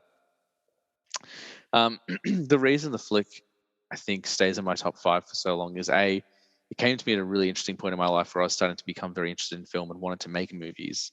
And I saw this. I'd never seen anything like it before. I'd never seen a movie that was made like this, so cheaply made, full of filthy language, like really dirty jokes, but also had this really like wonderful kind of heart at the middle of it. I was like, oh, I guess anyone can make a film like that based, if this is kind of what what counts, and not in a dismissive way, more just like, I've never seen anything like this and I'm hooked. And this guy did it for less than $30,000. That's interesting to me. That's an incredible achievement on that budget. And that's $30,000 in the 90s. It also probably resonated with me because I also worked in a video store at the time, and then would go on to work in fast food and a number of other things. So what I found interesting is that the movie always remained relevant. Like, because I mean, it's probably at its least relevancy now because I no longer work in a dead end job or like a low paying job where I get abused by customers and that sort of thing. But it always felt relevant no matter how old I got, no matter where I worked. There's always something I could connect with. And I think the fact that they spend so much time in the movie just sitting around talking about movies as well. I was like, well, that's kind of my life, and I can kind of see myself in this film. I can see my friends in this film. It's just people making fun of each other, talking about movies, and just trying to get through the workday. And it's just they'd made workplace comedies before, but nothing had quite been like this. They shut down the store to play hockey on the roof, for an hour. They closed the store to go to a funeral because a girl swam so many laps that she had an aneurysm and died. Like, an old guy dies in the bathroom reading a porn mag. Like, it's just like a really weird like amalgamation of crazy characters. There's a guy who like goes in and tests all the eggs before he decides to buy them. It's just really unusual and strange, and it doesn't play like a comedy for me so much anymore. Like, there's some jokes that obviously still make me laugh quite a bit, but it just now is an extension of my own being, I guess, where I'm just like, oh, it's been about a year's time to watch Clerks again and remind myself what it's like to be in my 20s working in a job I don't really like and dealing with the crazy people that come in and I think trying to shirk responsibility. As long as I've known you, I feel like that's been a formative and integral part of who you are, the movie Clerks. It really has, and I think it's really shaped me as well, like not just my goals and dreams in life, but also my sense of humor and the way I talk to people and the way I speak to people. Like, every character in that movie speaks in monologues, and like you'll notice that's very much how I speak as well. Like, it's immensely quotable, but just about every quotable is filthy, so I won't do that on the show. I think the biggest disservice I've ever done to you is that this has been your favorite film for all the years I've known you, and I still haven't seen it. It's not for everyone. Like, I wouldn't be shocked if you watching it like, I don't get it, or like, it probably would have made more of an impact 20 years ago to me, which is totally fine. Like, it's not even most Kevin Smith fans don't consider Clerks their favorite movie, but for me, it just came at a point where I was really becoming a film snob. I was studying film. I want to get into film. Like, this is this weird black and white movie. I just adore it. Like, I'll chuck it on every year, sometimes 2 or 3 times a year, just like, I just want to go back. And like in the age of DVD and Blu-ray, it now comes with the making of documentary, which goes for about as long as the film itself. And the documentary is almost better than the movie. Like, 'cause it tells you the story of how the film got made and how they got there and like how it was picked up. Like he basically funded the film through credit card fraud. He just got a bunch of credit cards and just maxed them out to make his film, and then managed to get to Sundance. Like, he took the film to this film festival. No one showed up. So he's like watching this film that he spent $30,000 on that's full of swearing, which was really unusual for the early 90s. And no one's watching this movie. He's like, oh my God, I'm ruined. And then like it ends up getting picked up by Sundance, and like, look, no one's going to buy your film, but at least people will see it. And then he ends up getting, bought by Miramax, and then like ends up having this like dream Hollywood career. So it's just like everything about it's fascinating to me. So it's completely independent. It was made independently of the Hollywood system, was it? Yeah, there's no actors in it. Like, they're all just his friends. But that being said, considering there's no actors in it, the performances are pretty good. Like, they're pretty believable. Like, I know that like Tina will sit there and she's like, I can tell they're acting. I'm like, yeah, well, they weren't actors, so I'll give them a break on that. but yeah, he met like 3 guys in film school. They learned how to record sound, how to shoot something, how to edit, and they just kind of got together and filmed the script that he shot. So yeah, I'd love to know where it was shot and if the store still exists and those kinds of things. Yeah, it was shot in a convenience store called Quick Stop in Leonardo, New Jersey. It's still around. He actually opened up a theater down the road from it, so like they can continue to make money off it. That's cool. Yeah, it's still around to this day, and they've benefited a lot from the notoriety that the film brought. I guess it would draw a lot of people in, and they would buy food. Yeah, absolutely. But yeah, so that was actually on like when we went to the States a few years ago. I was like, oh, if we go East Coast, I'm definitely doing my Jersey trip. But we didn't make it to the East Coast, so that's on my to-do list still. Yeah, to-do list. Yeah, my to-do list is that planet that has all the waves from Interstellar. So you can see, in an hour, you can see what I look like as an old man. Yeah, that's right. But there's not much really else I can really say about it without kind of going into too much detail. If you haven't seen, I imagine a lot of people haven't. It's definitely worth a watch. But it's not going to be for everyone. Like, it's immensely crass. Like, the jokes are filthy. It's shot in black and white, and it's shot on an amateur camera. Like, it looks like a movie, but it barely looks like a movie. And that's not a criticism. That's literally words from the director himself. They did what they could when they were, 22 years old, kicking around with 30 grand worth of film equipment, just trying to make something work. So, yeah. But it's solid, and it's really fun, and still watch it multiple times a year. Yeah, good choice. It's a good personal choice for number one. Like, it's I like that it's been your top film for pretty much all the years I've known you. It's been in the top 5 since I saw it when I was 16 or 17. So half my life, this flick has been on the list. Yeah, but it's it's an interesting concept doing a top 5. Like, it was really fun to have a think about. But then there was a point early this week, I think we were messaging about the podcast, and I was like, I'm literally going insane thinking about I'm like, do I pick those more critically acclaimed films where I'm like, yeah, I could make an argument these are like the top 5 best films I've ever seen. But I settled on just like, what could I watch at any time, in any mood, however often I see them. So that's kind of what I've gone for with mine. Yeah, and I was really happy when I wrote my list. I was like, yeah, that's it. That is exactly my list. I would not change that. And what I think is interesting, and I think a lot of people might find interesting, is there's no superheroes on that list. I spent a lot of time talking about superhero movies, and with the exception of Kill Bill, which obviously she's the best superhero of all. I love those movies, and I'm not discounting them in any way. Like, they're fantastic, and but yeah, for some reason, just like they just don't quite fall on the list. I'm not sure why. I mean, yeah. I mean, if we were doing honorables, I'd probably have 1 or 2 big superhero franchise films that would make the cut. But yeah, none for me either. If you had, I'll just put you on the spot right here. If you were going to include one superhero film, that's tough. That's really tough.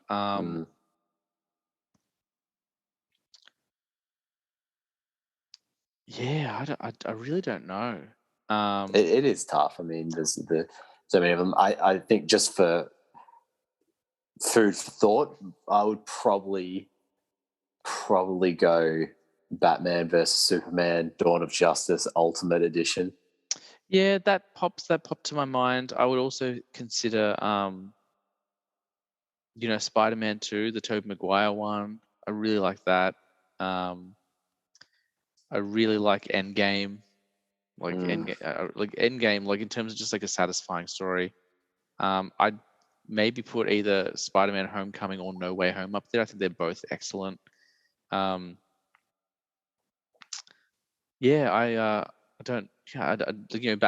Begins I really like. There's a lot of really great movies out there. And it's kind of hard to distill, like superhero. Like, even though it's not a genre, it really has become a genre of its own. But there's so many in there now. Yeah, well, even the Batman would be up there for me. Yeah, definitely. And I think that's why I tend to keep them off my list, because it's like especially the MCU, like it's just one long story at this point. Like, how do you Well, like? that's right. It's like, well, which chapter of the story is my favorite? Like, but yeah. So to answer your question, I don't know. I didn't give Man you of much time to Steel, think about it. Man of Steel, I really like as well. I think that's underrated. But yeah, that look, that was a long episode. We took a few weeks off, so we've delivered, I think, close to 3 hours now. Yeah, running at about 3 hours, not bad. And I don't know about they should put us on Netflix. One episode of Stranger Things, 3 hours. Did you have any final thoughts you wanted to add, or anything we didn't cover that? No, I think we covered. I've sort of said everything I need to say about my top 5 films. So no, I'm happy to leave it there. Looking forward to the next chance we get to record. I'd love to do a bit of a reverse of roles and sort of interview you, get a bit of your backstory in terms of, how you came to cinema and films and those kinds of things. So it'd be fun, definitely. And I'm, I'll just talk and talk and talk. You won't get a word. Yeah. But that'd be great. Yeah, no, definitely. I also, putting it on the menu as well, I also want to do everything is top 5s, but like we do something around like top 5 directors or something like that, because I'd love to be able to speak about and shine a light on some people who like directors and films that we don't get a chance to talk about as much, because I think something like top 5 films, you're really siloing yourself into just talking about singular films kind of thing, or maybe you talk a bit about the director, but yeah, we'd definitely love to do that as well. Yeah, absolutely. And we kind of did that a little bit tonight, like especially when we started talking about Tarantino. I know we were on tangents. Yeah, we'll definitely do that. We'll definitely have Nick back on the show again, guys. Don't worry about that. But there you go. My list and your list finally done. People will be pleased to hear them. The last bit, just to complete the pattern, is to get Tina to do her list, and then we'll be all complete. And then we'll move into the next phase, which I'm very excited about. Yeah, I'm excited to be back, my friend. It's good to have you back. You're always a welcome addition to the show. If you like the show, please give us a review or 5 stars, whatever they do on those dumb apps. Like, apparently it helps, so do that for us. Like, comment, subscribe, smash that like button, all those kinds of things. Absolutely, bro. Do that. Get on my TikTok, and I don't have that. If you like seeing pictures of movies, you can jump onto my Instagram. I was a teenage film snob with underscores between each word, because Instagram's a bit mean. But I post photos up there regularly. I didn't while I was sick, but I'm back at it now. And that's pretty much going to do it for this week. So thank you again to Nick for being a wonderful guest and chatting movies with me. Pleasure, James. Absolute pleasure to be back on. And as we say every week, I was a teenage film snob, guys, but I am trying to get better. We'll see you next week.